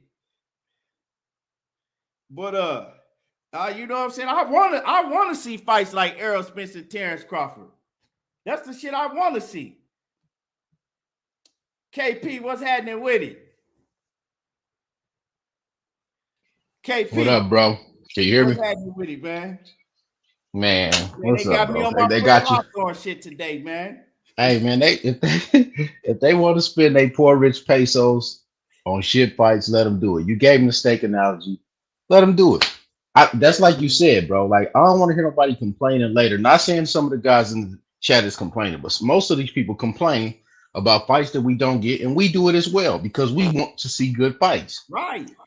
Bro, I'm not about to give you $75 for you to give me a cheeseburger. $75 is for me to get a medium ribeye steak, bro. That's what that's for. $75 ain't for the cheeseburger, bro. Cheeseburger is bullshit, bro. That's regular TV. Cheeseburger is regular TV. If people, like I told people when they bought this fight, they said Keith Thurman versus Barrios was pay-per-view. I said, if you buy that fight, what you telling PBC is that if Keith Thurman sell enough, we can put him in with Earl Spence. Now all of a sudden I hear something funny coming out about this the last few days. I'm an Earl Spence fan, but I ain't buying no goddamn Keith Thurman fight. The next fight I'm buying is Spence and Crawford.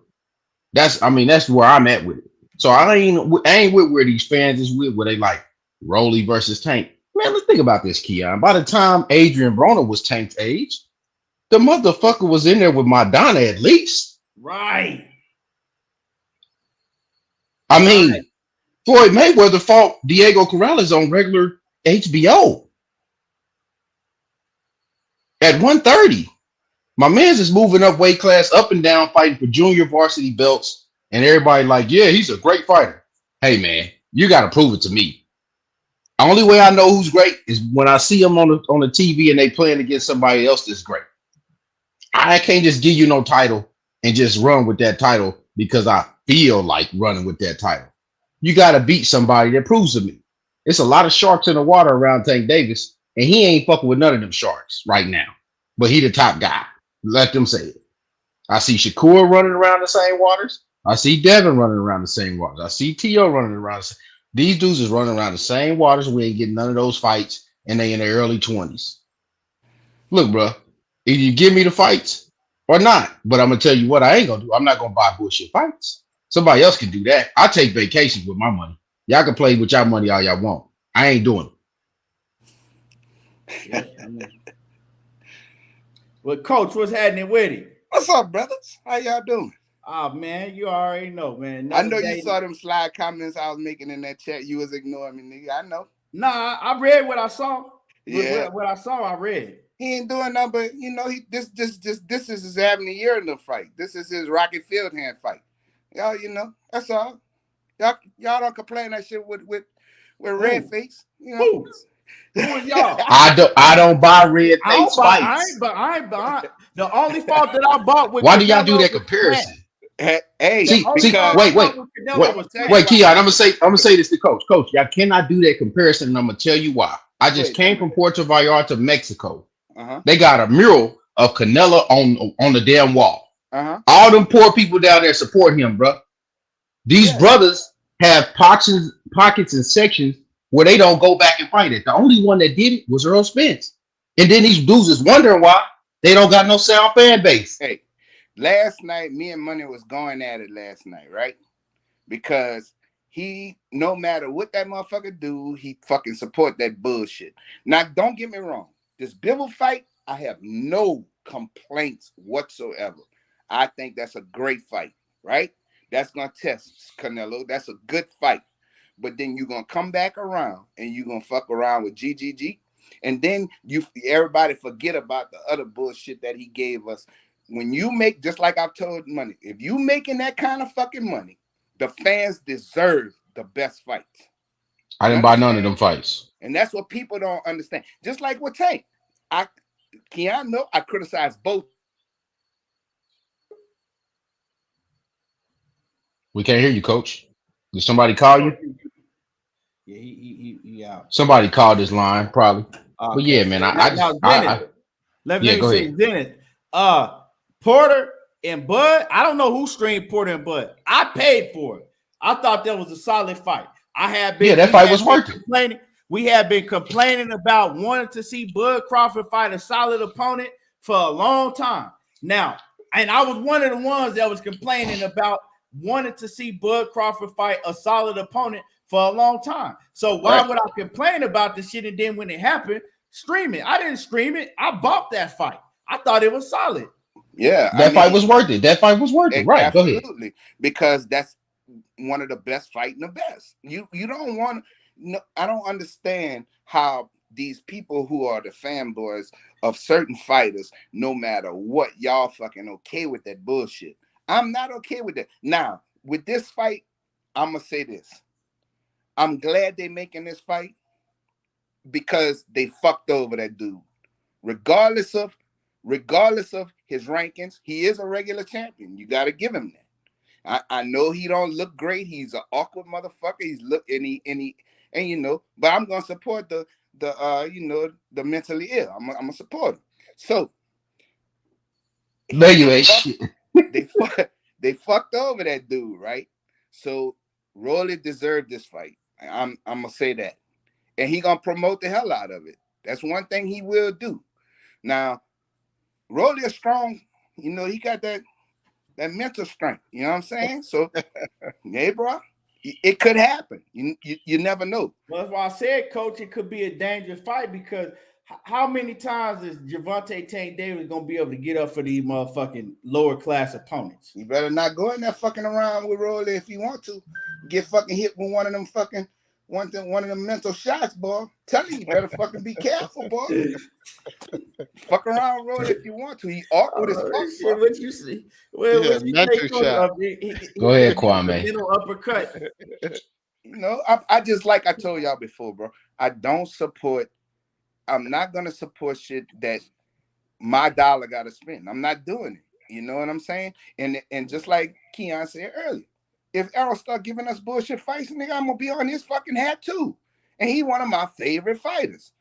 If you know what I'm saying, I'm not happy about this fucking Benavidez fight. But this is what he got to do because nobody else want to get in the ring with him. So he don't have a choice. But when you got choices like Canelo and Tank, who pretty much can select their fucking opponents, they pretty much can select their opponents because that's how boxing is nowadays, right? So you have no excuse. Y'all both making millions of dollars. Y'all motherfuckers need to fight the best every fight. Every fight. The next motherfucker step up because you're making hundreds of millions of dollars. Canelo is, and Tank making, probably about 20, maybe. Well, so Tank ain't making on $20 million, bro. I don't know how much he's making. I'm talking about on the back end. You got to understand the back end. Let me say this to Zenith, because Zenith say, I don't understand the complaining. He says, buy or don't buy. So this is my thing, Zenith. Because you ain't a fucking boxing fan. That's why. The complaining is the that best fight the best. Right, That's why. The complaining, Zenith, is that we are boxing fans, right? And I broke down the model to you. So you've been on here, you heard me break down the model, right? So with that being said, we complaining because we want to see the best fight the best. We understand their model, right? If they could fucking sell you, right? If they could sell you a fucking T-bone or a goddamn chuck steak and sell it to you as of the price of a motherfucking what's that expensive ass steak? Waku or Kobe beef or Wagyu, anything. Right? And know that you don't know no fucking difference and know that you're gonna buy it anyway. Well, what the fuck you think they're gonna continue to do?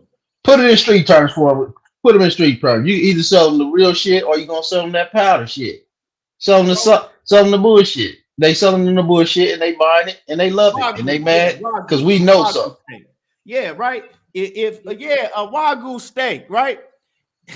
If they why you niggas want the real thing? That's what niggas are saying basically. Why you want the real thing? So basically what I'm saying is we know their motto. We know their motto. So we complaining because we want to see the best fight the best. And ultimately, we know that we're not going to get to see a lot of the best fight the best if they could continue to feed you bullshit and they know you're going to pay for it.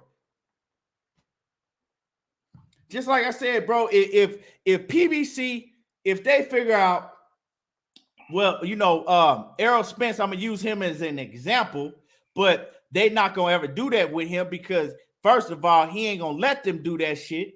And he already, you know what I'm saying, his road to greatness was a whole different path, right?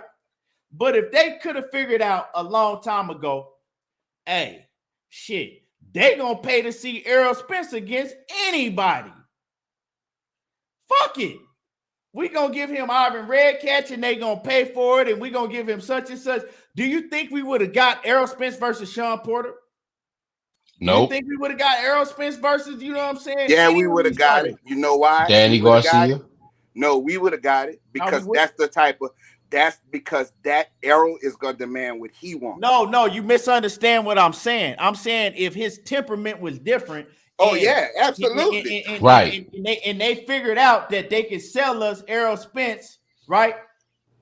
And it didn't matter Yeah, who they you're put right. him in the ring with. You feel what Yeah, I'm saying? Facts. We Yeah, would have you're right, never bro. got him in the ring with the killers that he didn't fought. We would never even be thinking about him being in the ring with Terence Crawford. Because why? Like I said, why if I know that I could pay one opponent some fucking pennies, pay the other opponent what they want to, and then overall, I'm gonna make the same amount of money and I don't gotta take no risk. That's what they doing. Keon, they do it every time they bring out the same ass Jordans every year. And these motherfuckers go bomb. And they buy. We'll put a different color on these tips right here. That you just bought the same motherfuckers and they put a little different color and you went and bought them again. Same shit. Good, very good analysis. Yeah, man. So anyway, Kwame, I'm gonna move on, but I'm gonna let you get your word in on this, and then we're gonna move on. Yeah, y'all can move on. Y'all said You gonna enough move about on? that. Go ahead.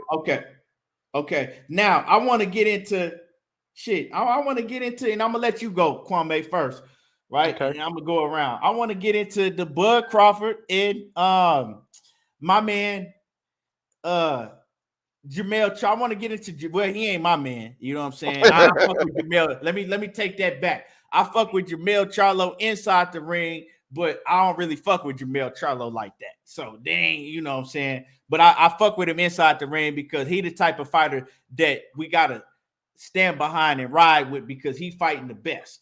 But Jermell Charlo, dog, he had a lot to say about Terence Crawford. He had a lot to say about Bud.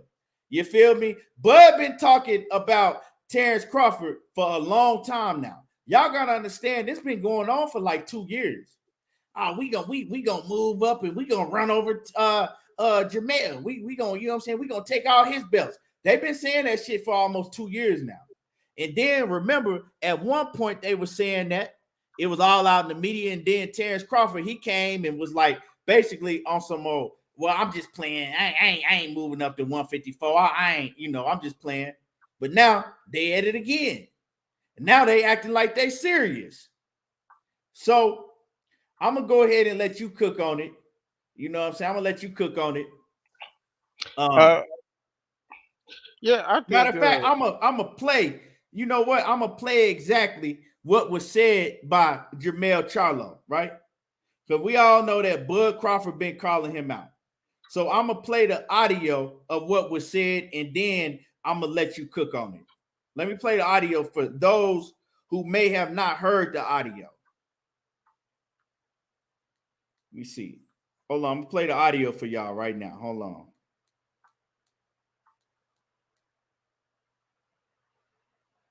Here we go. Baby, I'm looking good. I see your little light boys coming up from 147. You got a little name, and you're making your name for yourself. Your Crawfords.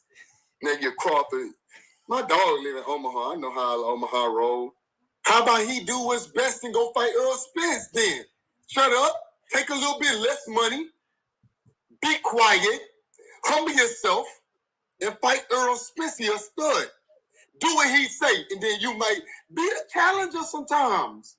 These people don't know how to do that. They don't know how to be the challenger. That's his problem. He think he's too high up on the horse. Bob Arum don't give a damn about him. Bob Arum told him to his face he done got lawsuits with his own promoter. You ain't worth shit to me, for real. That mean the man didn't really care about you anyways. You should have just shut up, made the right decision with your people that love you, and then do what you gotta do. Like, it's not my fault that you can't. Hey, they got some studs. So Al Heyman only gonna sign the best of me personally. You got Ennis, you got Garcia, you got Thurman, you got people making a name for themselves in your own weight division. Sit your ass in your weight division and see if you can beat one of them. Cause fucking with me, you gonna get knocked the fuck out. I'm a knockout artist, baby. I ain't here to play no games and I don't get paid for overtime. He barely doing the stuff that I was doing in 2010. They don't even have a system over there. Errol Spence right now is the most dominant 147 pounder that they got. Because why? He proved himself. He done beat everybody in the division that he can. He started stepping on top of everything that he could throughout injuries, throughout tragic situations. Look at Errol Spence Jr. Now look at me at 154. Hey, Gervonta, the Crawfords. Hey, man, that motherfucker Jermell funny as hell, bro. It be dead serious too. The Crawfords. Hey, Kwame, I'm gonna go ahead and give it to you, dog. Yo, there's so many times with Jermell Charlo be saying some stuff or be doing some shit to me that be goofy, but this wasn't one of them. He kept it to me. He kept it 100 on here because he be popping off real quick. But this is kind of like a buildup because they've been talking about Jermell like he been sweet for like the last couple years, and I just feel like at this point he just got tired of it and addressed it. And I don't see anything that he said that was capped in the whole everything that he said. Because look, I was just having this debate with somebody earlier today, right? They talking about the fight ain't gonna happen with Spence and Crawford and this and that. And I'm like, Terence Crawford for how many times in the last 2 years? Twice, almost maybe once, going on 2 years, one time in 2 years, and he's taking a rest and a vacation when his hungry lions waiting for him in his own sanctioning body. Ortiz. I just remember they was talking about Earl painted into a corner because Ugas got to fight Stanionis in the tournament, so it's gonna be Boots. He gonna have to fight Boots, right? And then 2 days later, when Al Heyman do what he always do, which is make deals, right? Get the business done. Then all of a sudden, when it came to Terence Crawford fighting Boots, he went on vacation. And Boots ain't had no type of opponent. And was saying his name, saying he could do everything better than him and everything like that. And the man still ain't. I think they might after that shit happened. I think in Omaha they shut down all the Timberland factories. They were so scared of Boots out there. You know what I'm saying? But you take a look. You take a look at what Terence Crawford talk about Jermell Charlo. Jermell Charlo not sweet. You seen them take a picture next to each other. Jermell Charlo's a lot bigger than him. Not a little bit bigger than him. He a lot bigger than him. And one thing we do know about Terence Crawford, before he make his adjustments, he tends to get cracked early. And Jermell Charlo, he the type when he got the one hitter quitter when he cracked you. When Charlo crack you, you gonna have some problems. You know what I'm saying? So look, I feel everything Charlo said, especially the part when he said, "Yo, why is you even suing Bob Arum, bro? Why you just ain't lead a dude and go sign with the PBC and go ahead with your career and get some good fights made?" You know what I'm saying? Because when you was over there and people were saying Bob Arum was doing you dirty, you was sitting around talking about this man heart, and he tried to. I know in my heart he tried to get me all the fights and all this stuff, and he's a good dude, right? And now it's racial bias. Now you talk about you ain't getting up for racial bias. So which one is it?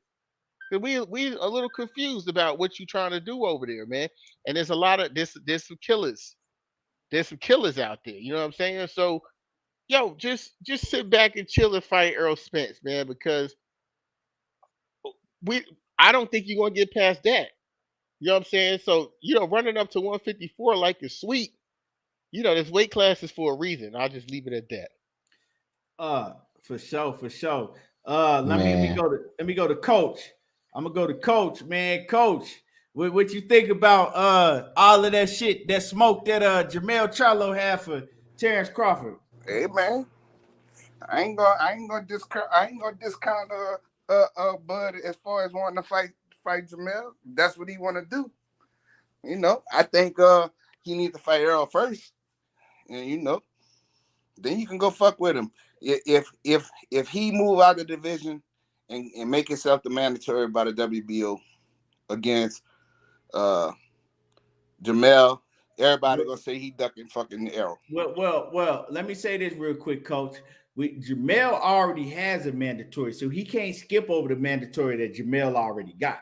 Right. I understand that, but did the mandatory put in that he got to be them put it in? You know what I'm saying? Because he fighting Castano next, so the mandatory for him, if Terence put it in before him, then Terence get to fight. Now, do he think now this is the question that everybody should be thinking.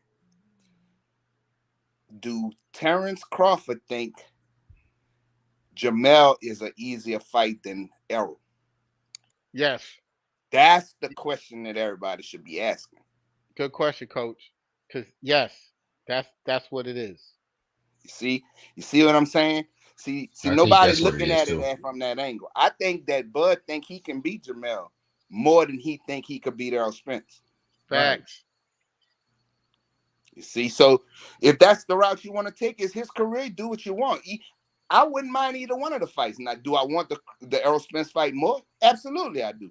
But if they make that fucking fight, hey, bro, Jermell, don't get embarrassed by a 140-pounder, nigga. That's all I can tell you. Coach, read knockouts coming. He answered what we were just talking about. What did he say? You can't see it? Yeah, he said Crawford. I mean, Zoo put in the paperwork. Yeah. So Crawford would have to get through Zoo to be able to get to Crawford. Boy, that's a hard motherfucking fight right there, boy. He need to just leave. A bad motherfucker, dog. I'm gonna tell y'all straight up. That motherfucker bad, bro. He a bad motherfucker, bro. Coach. He Tim Z can fucking fight, bro. That bitch punch hard just like his paw. That motherfucking fight, bro. I'm gonna be honest with you. You know, I just want to see all these fights. But if Bud, I mean, I really believe that's what Bud got in his mind, bro. That he think Jermell is an easier fight from shit that he see. You know what I'm saying? He know that for every fucking second in a fight against Errol Spence, he gonna have to fucking fight. There's no breaks. That's 2 different fights, yeah. Right. There's no breaks. There's no taking a couple breaths and then squaring up again. It's none of that shit when you fucking with Errol Spence, bro. That motherfucker is constantly coming on your ass, and you got to find a way to fucking either hurt him, get him off you. You got to shoot the motherfucker. You got to do something. It's the same shit with fucking with fucking Benavidez. Right, you got to do something to these motherfuckers to make them not want to fucking continue to fucking pound on your ass, bro. Right. Jermell don't fight like Errol Spence, bro. Right. Jermell hardly, like I said yesterday, he motherfucker don't go to the body. And you in camp with a motherfucker who's a body snatcher, and you see the effects of it over the fight, and you don't throw no body punches. He's more of an emotional fighter, Coach. Right. I mean, him and his brother, they both emotional. Yeah. Which is crazy to me. It's crazy that they made it this far. They doing it on pure talent because they also emotional. You know what I'm saying? Like, you could see when Jermell went on a little fucking knockout streak. That's why he lost to Tony Harrison. He thought he was gonna knock that dude out. Right. Same shit happened with you cannot be emotional against Tony Harrison. And he's a boxer. T.O. was emotional. T.O. was emotional against Cambodia. Right. That first round, he was going in there swinging for the fences. Yep. It's the same shit, but you got to keep an even kill. Errol Spence looked like he the sleepiest motherfucker in the world. That motherfucker don't change his facial expressions. His fucking he's ice cold, bro. He still look like a hush puppy. You know, like he just don't give a fuck. And then he get up in there and his body just starts going to work. Bro, yep. You know, he never gets too high. He never gets too low. Right. And him and fucking and it was shown the most in the Lamont Peterson fight because he's actually a really good friend of Lamont Peterson. And he beat the fuck out of him. Yeah, he took it easy on him in the last round before they stopped it. He could have stopped Lamont if he wanted to, but he beat the fuck out of Lamont, bro. He did. You know, so if that's what Bud thinking, hey, bro, go ahead and fuck with him. If you get, just like I said, we done seen Bud get the stanky leg. You get the stanky leg fucking with Jermell, but do Bud Crawford have the skills to fight Jermell Charlo? Absolutely. Yeah, he does. Absolutely. He does. So that's my take on him, bro. If that motherfucker want to go fuck with you, and you could talk all that shit on the internet, bro, all of that old bullshit, I don't even want to hear because you niggas don't know how to behave yourself outside the ring. So nah. You know. Hey, blood and bone. Terence Crawford and Errol Spence, they ain't never been in the ring with each other. They never sparred each other. So whoever's saying that shit is a lie. Yeah, that's what's his name. Fanon with that bullshit. He Yeah, I be heard putting that out. goofy shit. Yeah, I heard that goofy shit a while What ago. niggas just I don't say know who anything. said it. Let me comment on that though. But like Mel is saying, but like I said though, I think Mel is an easier fight because it's temperament. Earl Spence is steady all the way through the fight. He gonna be steady 36 minutes. If he get Mel revved up, ain't no telling what Mel will do. You know what I'm saying? It's just two different things. It's two different fighters. And you see the difference between the guys and the way they act and their temperament. You always see it though. Certain guys panic, certain guys don't. And Jermell Charlo, if I was Terence Crawford, there's no way I'd fight him before Earl Spence because of what I would get paid fighting Earl Spence. Just imagine the money he would make if he would have beat Earl Spence and then talk about Charlo. Like, nah, his money would change. So I wouldn't do that though. I wouldn't do it. It would be a dumb move. Yeah, I agree. Yeah. Man, look, I'm gonna tell y'all like this. Terence Crawford barking up the wrong motherfucking tree. So I'm not finna get into who is easier, Jermell or Errol Spence, but I'm gonna give it to you straight like this. Jermell Charlo got a motherfucking granite chin. We used to seeing Terence Crawford crack motherfuckers in they fold, right? And Jermell Charlo, he hit hard as a motherfucker, right? Yep. He hit hard, and Terence Crawford gets hit. Terence Crawford moving all the way up from 135. At the end of the day, he don't want to go in there fucking with Jermell Charlo. Jermell Charlo is dangerous. He is a bigger knockout puncher than Errol Spence is. It's a fact. Errol Spence, yeah, he do other things, right? But when you're talking about just getting your ass knocked out, Jermell Charlo is a bigger knockout puncher than Errol Spence. I agree. He is. The way that Jermell Charlo get the wing in them fucking punches, he catch Terence Crawford with one of them motherfuckers, it's gonna be night. What that white man say? Good night, Irene. It's gonna be good night, Irene. Straight up and down. Hey, Keon. Yeah. I'm a disagree with you, and I'm gonna tell you why. I'm gonna disagree with you because skills pay the bills. You gotta land. I am too, Keon. Go ahead. He got not only that, Charlo got skills. Not only that, just think about it. He be up in there with fucking Errol Spence all the time. He don't be fucking Errol up. And Terence Crawford ain't Terence Crawford. Two whole different fighters. Absolutely, but Terence Crawford is a skillful motherfucker, dog. Yeah, but Terence Crawford is gonna be there. He gonna do because the fight is gonna turn into a motherfucking firefight. Terence Crawford gonna stand in front of you. I don't know why people have this perception that Terence Crawford is gonna move and box, and he don't do that shit no more. Y'all ain't seen Terence Crawford do that. His thing is he gonna be right there. He gonna give you certain angles, and he gonna try to time you. That's how he fight now, right? Look, man, I think he gets into the guy's head, Keon. I think he gets into the guy's head, man. I don't trust his temperament, bro. But I'm telling you, he is gonna turn out and it's gonna turn into a motherfucking fight.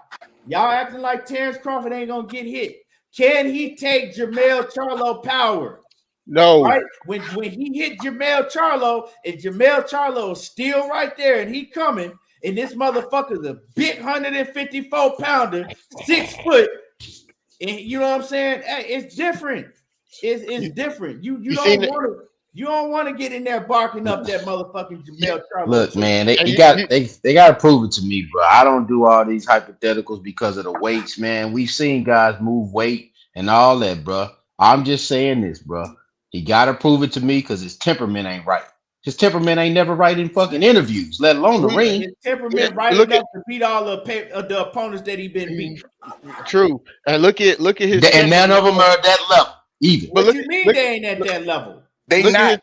That dude is a Hall of Famer at the end of the day, bro. Tell me which Hall of Famer that he beat. You gonna tell me that Brian Castano is on the level? He ain't a Hall of Famer. He ain't no fucking. He no way, Keon. We talking about two Skill-wise, different hell weight no. classes. You ain't gonna even give me that, bro. No, We you can't do that one, bro. We're talking about two different weight classes. You are It's 7 pounds, bro. Exactly. telling me that Terence Crawford can move. Put it this way. If they was in the same weight class, the same size, who you got? Bud Crawford or telling me that Castano? Terence Crawford can move up and dominate 154. I don't see it.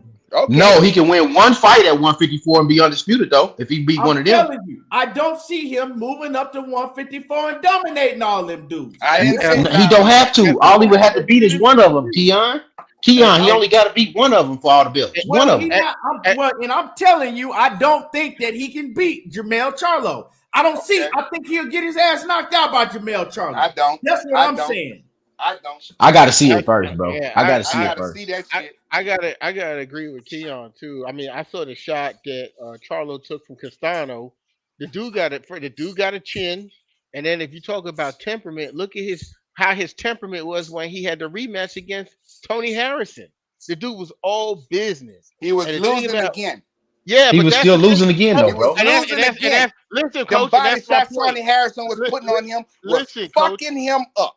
Coach, and that's my point, though, Coach. Jermell Charlo can win fights that he's losing from his power. It's about you got to land that shit. You got to land it, bro. Wilder can win fights with his power if he loses. We seen this shit. Like y'all got to stop with this over exaggeration of power, bro. Like he don't got Wilder power that he just erased motherfuckers. He beat some guys with power. Yes, he did. But he's not overly skilled where he's scaring me when he get in the ring with guys at 54. He's not doing that to me, bro. He's winning fights 7-5. Let me say this. Who do you see Terence Crawford just dominating? He losing rounds too.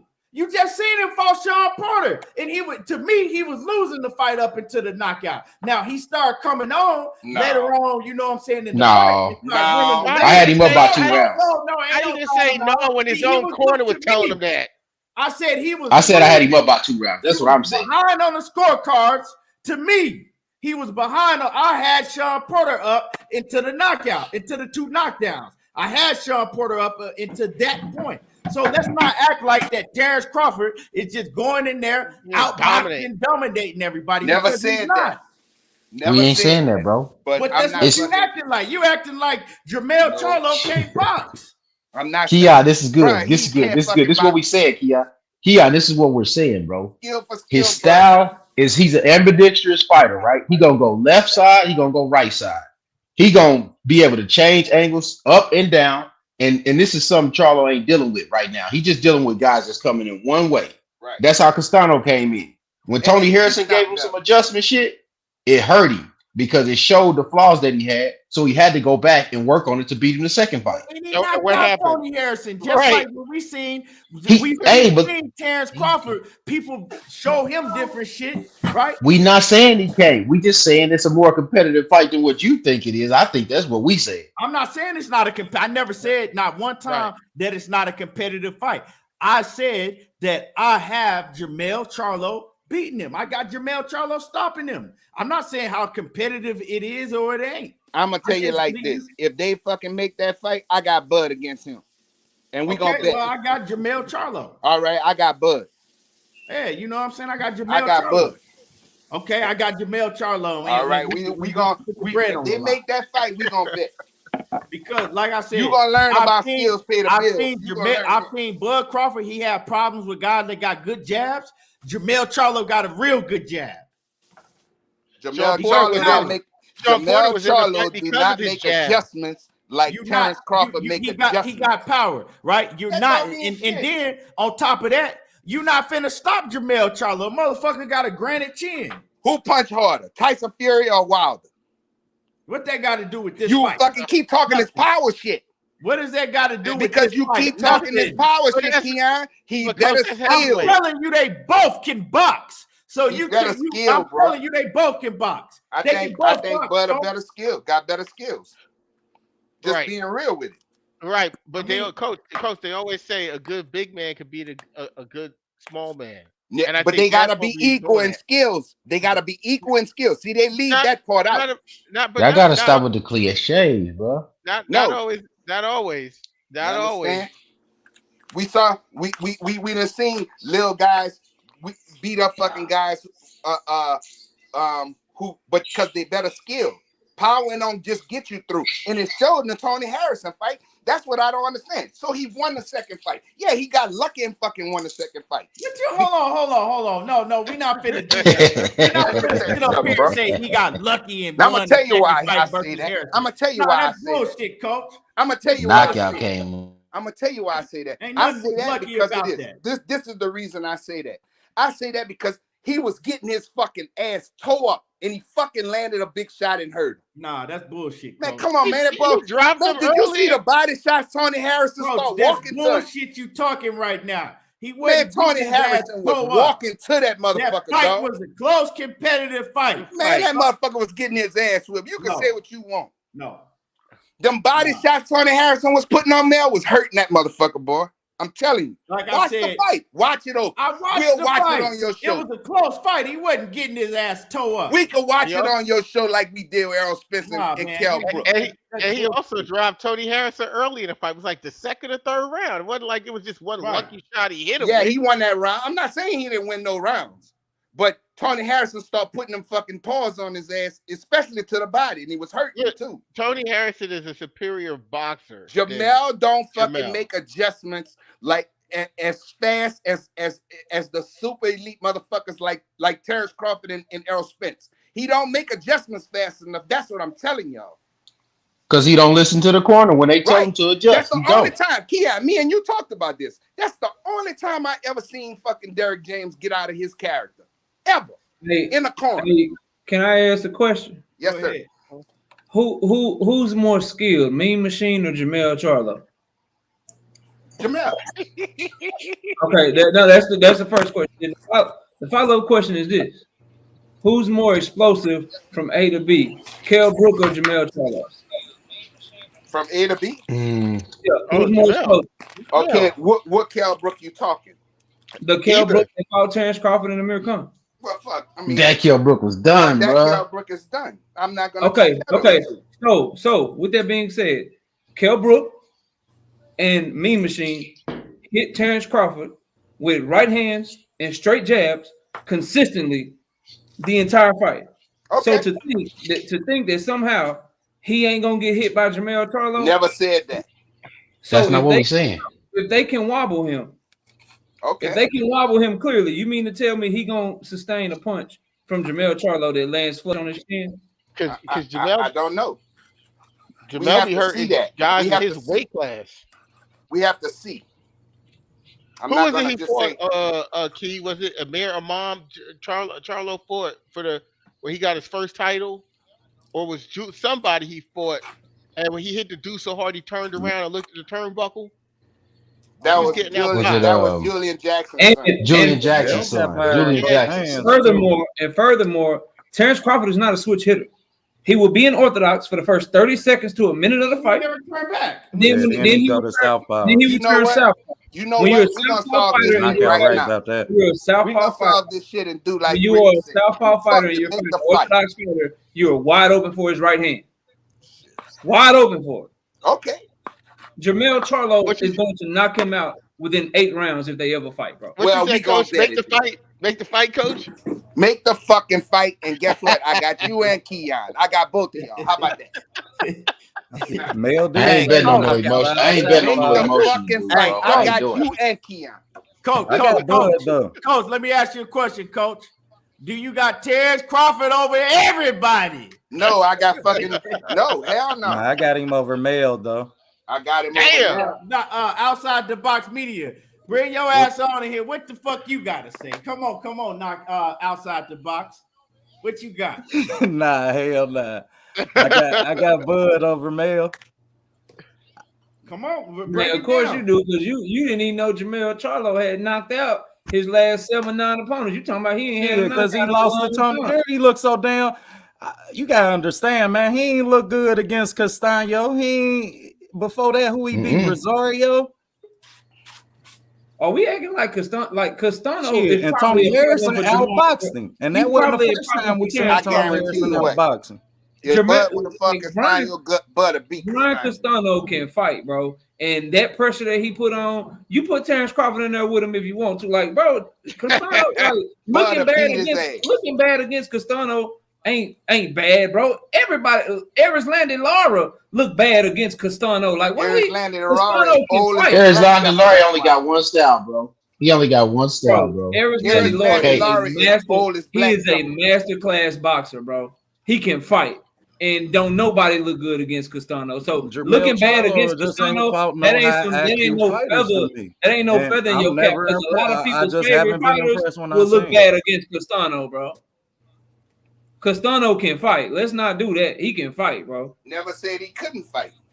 But I know one I wasn't thing. talking about He you, didn't- coach, but I'm talking about like, oh, he looked bad against Castano. Like, He never made really? no adjustments in the fight at all. You can't do that against elite fighters like Bud Crawford and Errol Spence. You can't do it. You didn't make no adjustments. None. Zero. In the I'm whole gonna say fight. this. But let me say this, right? Because I see a lot of people talking about it in the chat, right? I'm gonna say this. If Terence Bud Crawford fought Tony Harrison, I ain't talking about that last Tony Harrison y'all seen after he had lost his father and been going. I'm talking about Tony Harrison on his A game. I got Tony Harrison outboxing the shit out of Bud Crawford until he gets knocked out. Now I got Crawford knocking him out, but I got Bud stopped Crawford Tony Harrison. getting the shit outboxed Tony out of Harrison because can't fight in Tony pocket. Harrison is a better pure boxer. Tony Harrison a better But pure y'all be, boxer. I don't know what the fuck y'all be. He just don't have no chin. Like I told y'all. So Tony Harrison ain't no hell of a boxer now. This is what I tell y'all. There's levels to this shit. I done seen Tony this Harrison shit. can box his ass off. Never he said just he don't can't have box. a chin. Never said he can't box. Never said. The difference is how long does it Dundada, take? can you not hear? Hold Yeah, on, Tony Harrison Dundada, can can fuck his ass up. can't hear well? I said I had Tony Harrison outboxing the shit out of Crawford until he gets knocked out. So I did say I got Crawford stopping him, but up until then I got Tony Harrison outboxing the shit out of him. He just don't have no chin. So down the stretch, I got Crawford stopping him later on in the fight. But up until then, I got Tony Harrison outboxing him. Tony Harrison can box his ass off. So when people say that, Tony Harrison was outboxing Jermell. Okay, whoop-de fucking do. Tony Harrison was outboxing everybody you see him in the ring with damn near. Until you get stopped, motherfucker can box his ass off.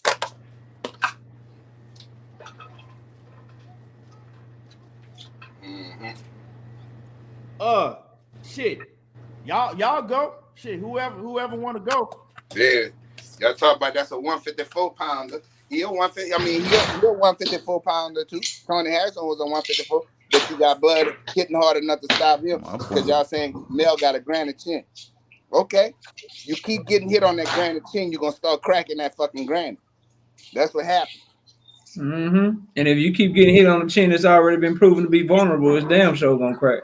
Well, So what's I gonna tell you happen what, when motherfuckers we done Terence already Crawford made get the hit? deal. If they make the fight, I got you, and we ain't talking push-ups, nigga. You understand? I understand. Well, there's a lot of punchers at 150. Hey man, Ain't just make sure you know what I'm saying. You have my cash app. It's on all my videos. And My nigga, you ain't got to worry about that. I know I don't. I know you good for it. You my nigga, and I love you to death. So you know I ain't gonna do shit stupid.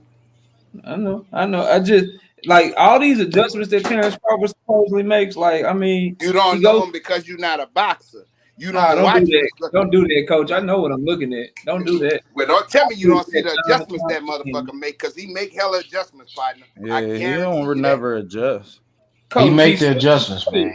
He switches stances. He's very creative offensively, and the only adjustment is to switch to southpaw. And when somebody get inside on him, since he can't fight on the inside, he's strong enough to push 147 pounders up off of him. Not just that. That ain't all he do. That's what he is in a nutshell. That is not what he is in a nutshell, and that's not all he do. You don't watch his feet. You don't see the shit that he do with his feet. He don't have the same feet at 147 Man, he pounds. just showed he do.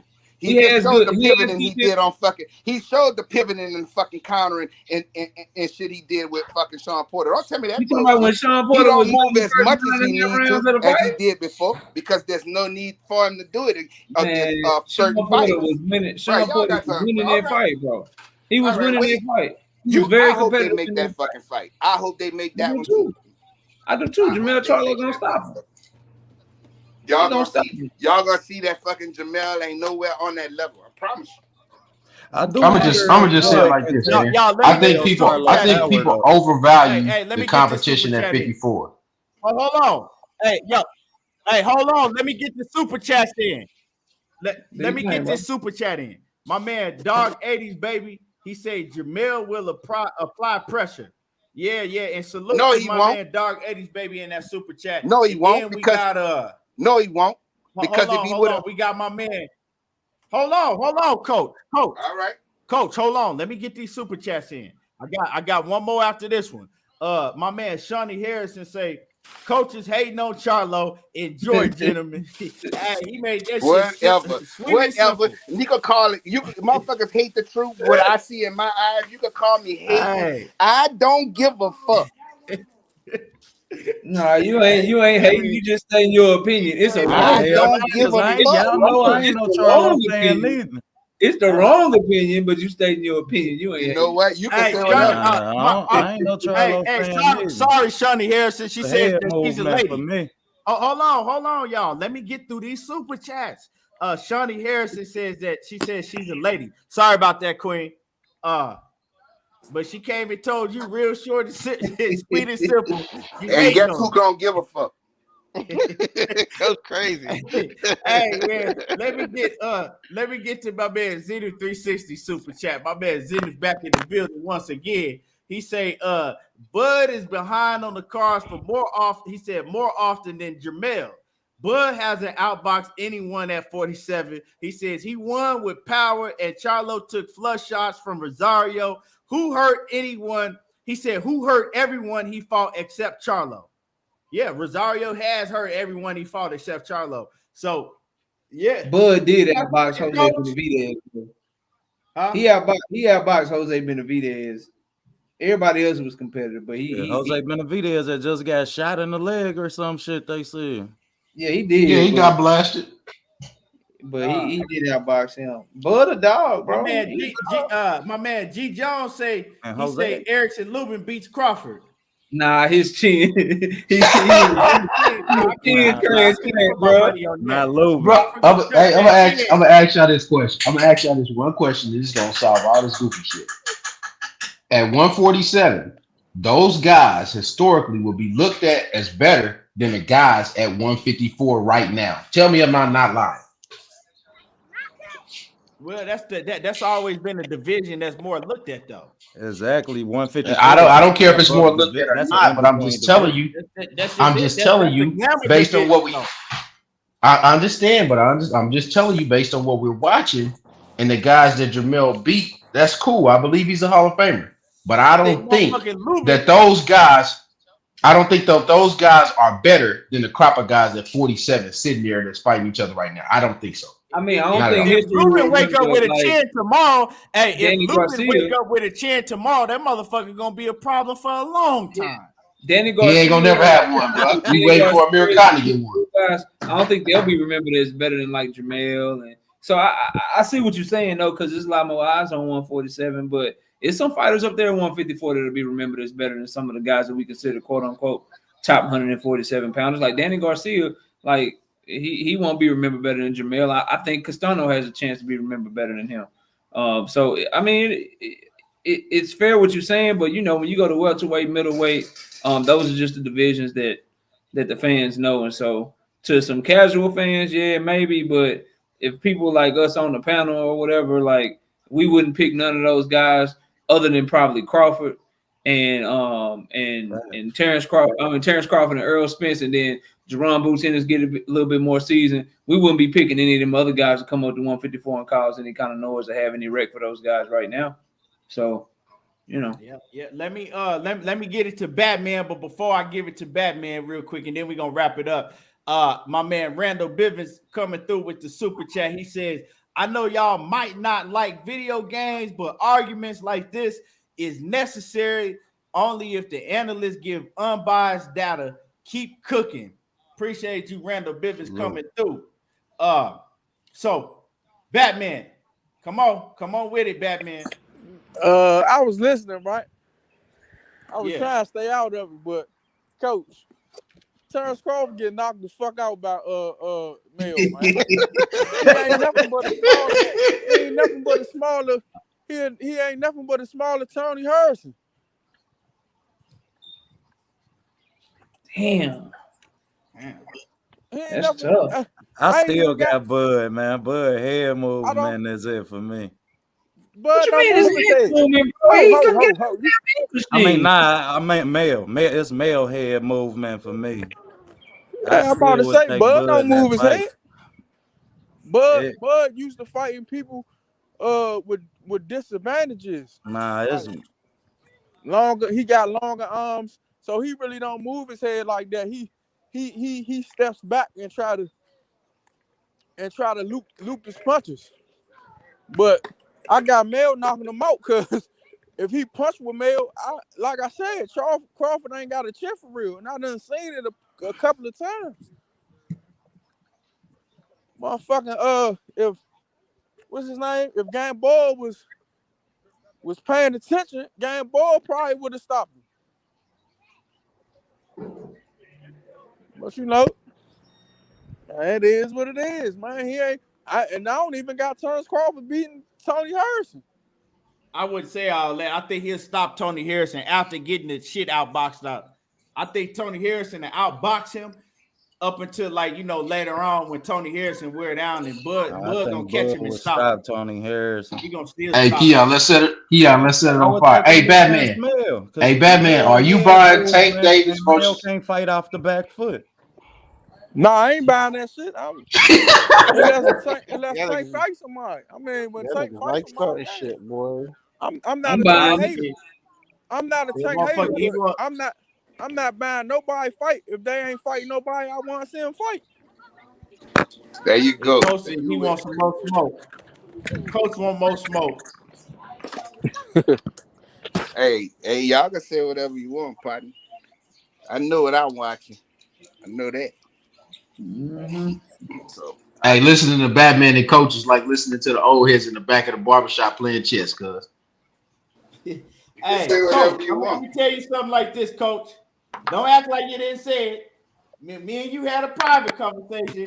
You said that motherfucking Bivol was gonna beat Canelo. I want you to stick to them fucking guns. Hold on, I'm still sticking to that.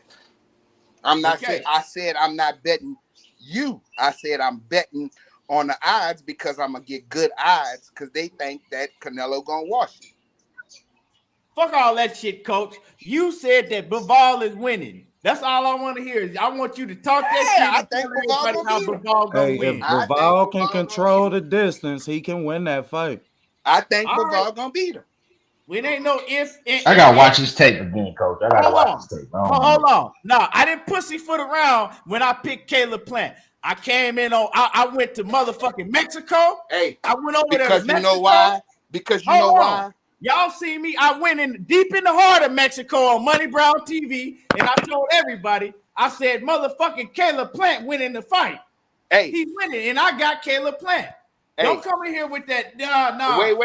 Wait, Keon. Hold on, Keon. Hold on. We gonna talk like this, bro. I picked Caleb Plant too. I just wanted to see Caleb win that fight. Am I super sure about Bivol? No, but guess who I am super sure? Who I've been saying. Man, that's my guy. That is David Benavidez is my guy. Period. He ain't never getting a fight. That's why Bivol ain't winning, because that's why they picked. Look, I keep telling y'all who beat all them, man. Say whatever y'all want. I already told who beat them all, Batman. Andrade ain't beat nothing. But let him make that Benavidez fight. It's your boy. Hey, it's me again. Let him make that Benavidez fight, and y'all watch Andre get stopped. Watch. He's not going. Hey, coach. Yeah. And I got. Yeah, Dixon, you ain't gonna keep talking about my man Plant like that. Nah, this something. Oh, I you ain't mean even the wanna one put out there. the one that go oh, I'm good, ain't I, Canelo? I can Hey punch man, him y'all, behind hey, Canelo. chill. Hey, coach. Y'all chill out on that. We Yeah, ain't gonna Caleb talk Plant about that asking right questions in the league. Hey, coach. I Yeah, just learned okay. about this right about Huh? 2 days ago. I wasn't What you supposed say? to say nothing, but fuck it. You know why David Benavidez is respecting Boo Boo Andre like that? You know why Samson and them saying what they saying? Go look at the new Oh, I Samson. know what you about to say. I heard this shit too. Yeah, David Benavidez been putting them hands on that boy. Yeah, and them spawn sessions, they had 3 of them. They say Boo Boo was putting that real hurt on that boy, man. Well, I ain't if hear they about make that. if Elaborate. they make Hold the fight, on. Elaborate on that. Cause I didn't hear about that. Nah, they say all 3 sessions he was beating that boy up. That's why David Benavidez, when his name come up, if you see David Benavidez, Well, Benavidez just was hollering that beef. He just was sparring with Bivol too. So Benavidez said that he will Now they stop say he beat the Andre. shit out of Bivol. Hey, He they said, I said will stop Benavidez was beating the shit out Andre. of Bivol So though. I don't want to hear all of that. He said, she said, it he wasn't said, the person your was mom there. said, I don't want to hear none of that shit. The person was there. The person was in the room. Okay. This ain't no he say, she say. Hold on. So The person that Batman, told me you that. taking this from sparring when you know that sometimes fighters work on But certain things? that's why Samson said what Samson said, that he's too dangerous because he like to win. You know what I'm saying? He'd do anything to win, and he's not a crowd pleaser and shit like that. That's why Samson is trying to draw everybody away from that fight. Man, David Benavidez came and corrected that. That's the worst style for him. That's the worst style for him. Coach, he got you on the ropes now, Coach. You ain't can't got be. me on. Benavidez was having problems with Anthony Durrell too. You're not gonna beat Benavidez going straight to him unless you can really punch. Ain't nobody beating him unless you can move away from him or you can really Anthony punch. Durrell. Yeah, man. That's see, I didn't know that. Hey, Batman came through with some motherfucking info. You came through with some Anthony Johnson. Salute to you in that cash app. Man, hey, Batman came through with some I info care because I about ain't that know that bullshit? shit. You think I care I'm about just saying. Keon, look at him. Just look at his style. But like Batman is saying, his style is just like Felix Trinidad. That's what he look like. I Nah, got Coach, you don't have to care about it, against but it should. everybody at 168. Period. You don't have to care about it, but it should make your ears perk up when his own management team is behaving the way they behave. Like, you may not care, Benavidez may not care, he may want all the smoke in the world, but his management is like, nah, bro, I gotta protect you from yourself. Well, we can say the same thing about Eddie Reynoso, so keep that same energy. We talking about Eddie Reynoso. Keep that same energy. Said, that's why they don't want to fight Boo Boo Andre neither. Because they don't want to fight David Benavidez. Hey, y'all see what Coach did what Canelo fans do all the time. Why you move the goalpost? Hey, Coach tried to switch the attention to Canelo real quick. Energy all the way across the board. That's all. That's what Canelo fans do. Hey, Coach, before you switch over to that Spanish, dog, you got to start speaking Spanish because you always do that, Coach. You switch over to Spanish real quick on motherfucker. Hey, I'm not Spanish. I'm a boxing fan, and I like good fighters, and I like fighters that want to fucking win. That want to fight everybody. I don't care if it's purple. You understand? I like fighters that want to fight everybody, and they fight. That's what I don't care if he's fucking green, purple, orange. I don't give a fuck. Hey, Coach, we getting on Benavidez and shit, getting this motherfucking information. You try to switch it on Canelo real quick. No, I didn't switch. I'll go back to what you talking about, Fight. He trying to get it on. That's why Canelo. You can want to fight, Coach. They don't. Hey, what did David Benavidez say? Like that. Samson ain't getting punched in the face. No, I'm just saying. That's why he trying to protect his investment. That's why he getting a bag though, and he like, nah, I ain't trying to risk that bag. Nah, that's not true. Cause you know what Benavidez said? I will take a pay cut to make the Andre fight. out of his They own. say whatever they want to say, Coach. I want to Chelsea- see it in the ring. Chelsea Motherfuckers said, say a lot of shit, Coach. Coach, that Chelsea shit said, sound "Go the hell good, you but when want." your management saying the opposite, I ain't inclined to believe it. Well, The you know only, what? the only one that said they was gonna do something in the last 10 years that did what they said they was gonna do to the T was Deontay Wilder. Not That's true. it. All the other shit. Tell me who else. Earl Earl Spence. Spence. But he had the accident, so he was off for a year. So that kind of takes away from that. You see what I'm Nah, saying? other than that, No, he but dead. listen though. But listen, bro. I'm just saying the guy that ran the gauntlet, like he said he was gonna run and did the shit, he's the only guy. No, Nah, We Earl can say Spence. Earl Spence, but he had a break between that time, bro. I'm a fan. I've been to his fights. it was an No, accident. I know. but I he ain't still- saying you ain't a fan, but the accident that ain't got nothing to do with him keeping his Come word. on, He done come on. everything he said he gonna do. He kept his word. It slowed the progress down. We I would have got been done with this shit. Come on. Yeah, most definitely. But it was an But you accident. didn't That's ask that. no You said accident. who else other He than took it Deontay the Wilder has done everything they said All they were gonna do in the last 10 years? The answer is all Earl right, Spence. that's cool. We got Earl Spence in there too. But all right, this doesn't work well for Coach's argument that Benavidez said he would take a pay cut, does it? Why not? He just said it. I mean, He ain't did it, said Coach. that, but Has he did it? Samson, but What you not Samson still out understand? He's here. fighting for the eliminator right now. He said after the eliminator, he said he Man, would I take thought. a pay cut. We Hey, don't know Coach, if I that thought he nigga was gonna lying keep. or I not. thought he was gonna keep. He said he fighting a title eliminator, and Boo Boo got to fight Zach Parker, and after that, let's make the fight. That's what he said. I They will gonna take a unify. pay They cut. gonna unify the interim titles or some shit. Like that's what we doing now. Yeah, they Nah, gonna fight at 173 or something, Coach. When he they don't gonna make the fight at weight. 168, and No, they then gonna you fight at just say 168, but it'll be a WBO interim title and a WBC interim title on the line. I guess. Nah, it's just gonna be a fight. It's a I mean, WBC but cocaine type. it ain't nothing but a fight to try to get the Canelo. That's all it is. It ain't happening. Yep. Ain't now one It's of a them. fight Fight to that be they ain't getting. Canelo A mandatory. fight that they ain't getting. And he I ain't mean, taking Canelo it. got He don't got keep his mandatories. word. I mean, Canelo, Canelo fans gotta speak up if he don't keep his word, man. Because he said that if y'all fight each other, I'll fight the one that's standing. That ain't And the they're not gonna Canelo do it. said a lot. Bad man, he always lying. He lied every He week. said he'll never fight Triple G again. Yeah, he said that too. Nah, you know, the zone did that because they gotta get their money back. Nah, man, he agreed to the fight. Canelo lie every week, man. Canelo act just like somebody else with a forked tongue. He learned it very well. He's a supremacist. That's what he is. You know, Hey, Floyd shouldn't have put him in position then. Fuck, that's Floyd hey, fault. I'm gonna wrap it up. We've been over here for almost 3. Man, I'm gonna just Wrap it up, bro. go from. I'm gonna let everybody get their last words. So I'm gonna go from the top to from the bottom to the top. But before I do that, Cassandra Mason, the queen, is in the building in that super chat.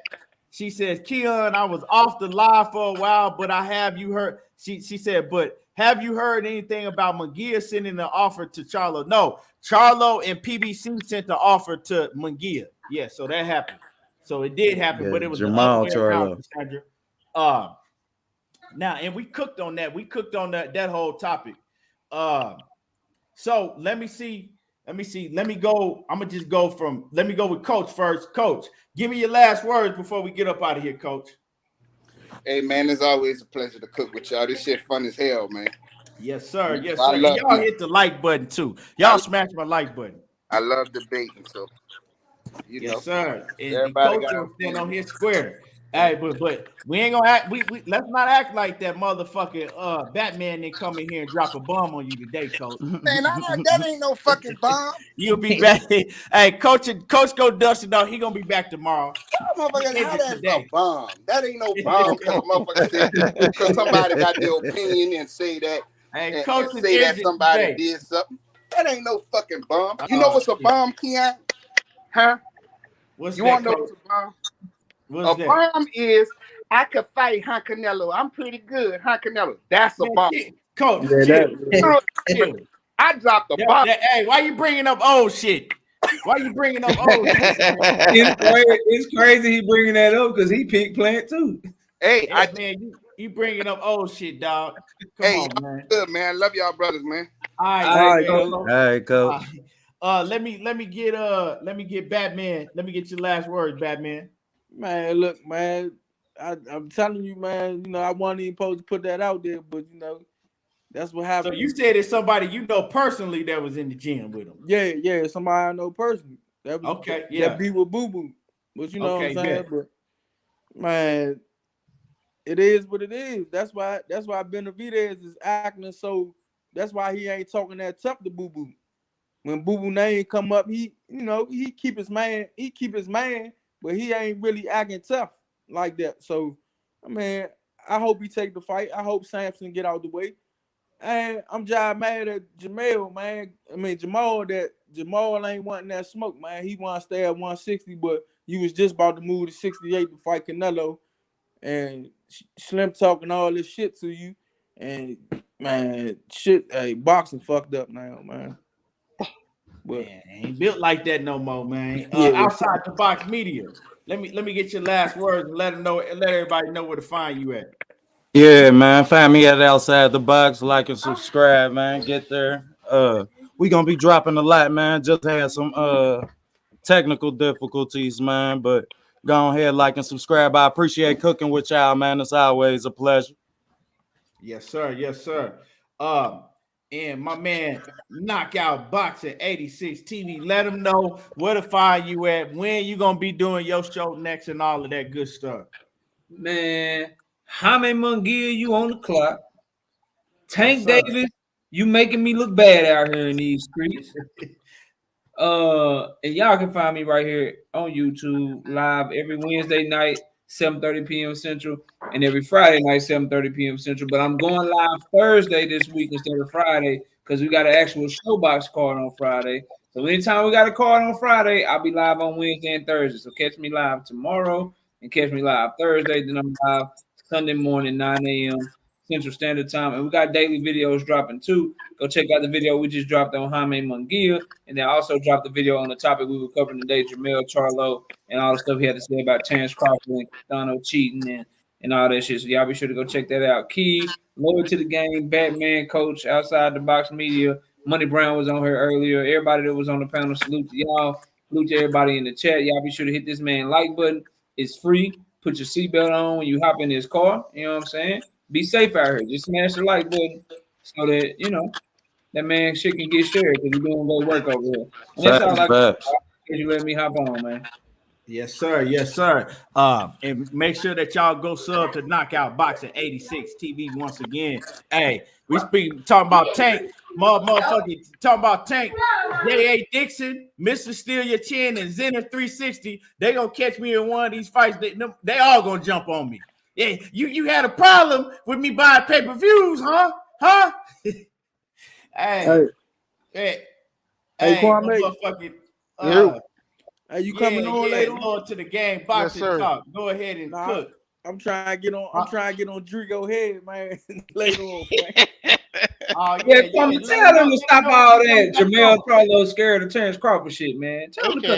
They can't help it, man. They can't help it, man. It's for good comedy, man. They can't help it. Nah, I'll be over there later on. Yes, sir. Salute to the panel, man. Definitely salute to the chat. I think you was almost 200 deep in here today, Key. Great work. Great work. Great work. And yo, I think Jermell Charlo, like I said, he said a lot of goofy shit, but this wasn't one of the times. He kept it 100, and I'm gonna go out with that. Yeah, the Crawfords.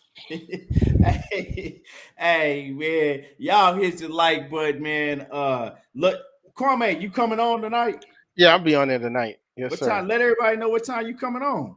Oh, 9 o'clock, 9 p.m. Eastern time. 9 p.m. Eastern time, man. Yes, sir. And salute to everybody in the chat. It's all love to all my people. You know, we're gonna be back tomorrow cussing each other out, but it's all love. Appreciate everybody for tuning in. Hit the like button if you ain't hit the like button. And like I said, man, we got a lot to look forward to. More news coming out. Subscribe to Lord to the Game Boxing Talk. Boxing 86 TV, Outside the Media. Make sure you sub to him and sub to Money Brown. Oh yeah, we are working. Yeah, sub to Money Brown TV and hit my like button and subscribe to my channel if you ain't a sub. And y'all already know how I do. There you go, talking that boxing again.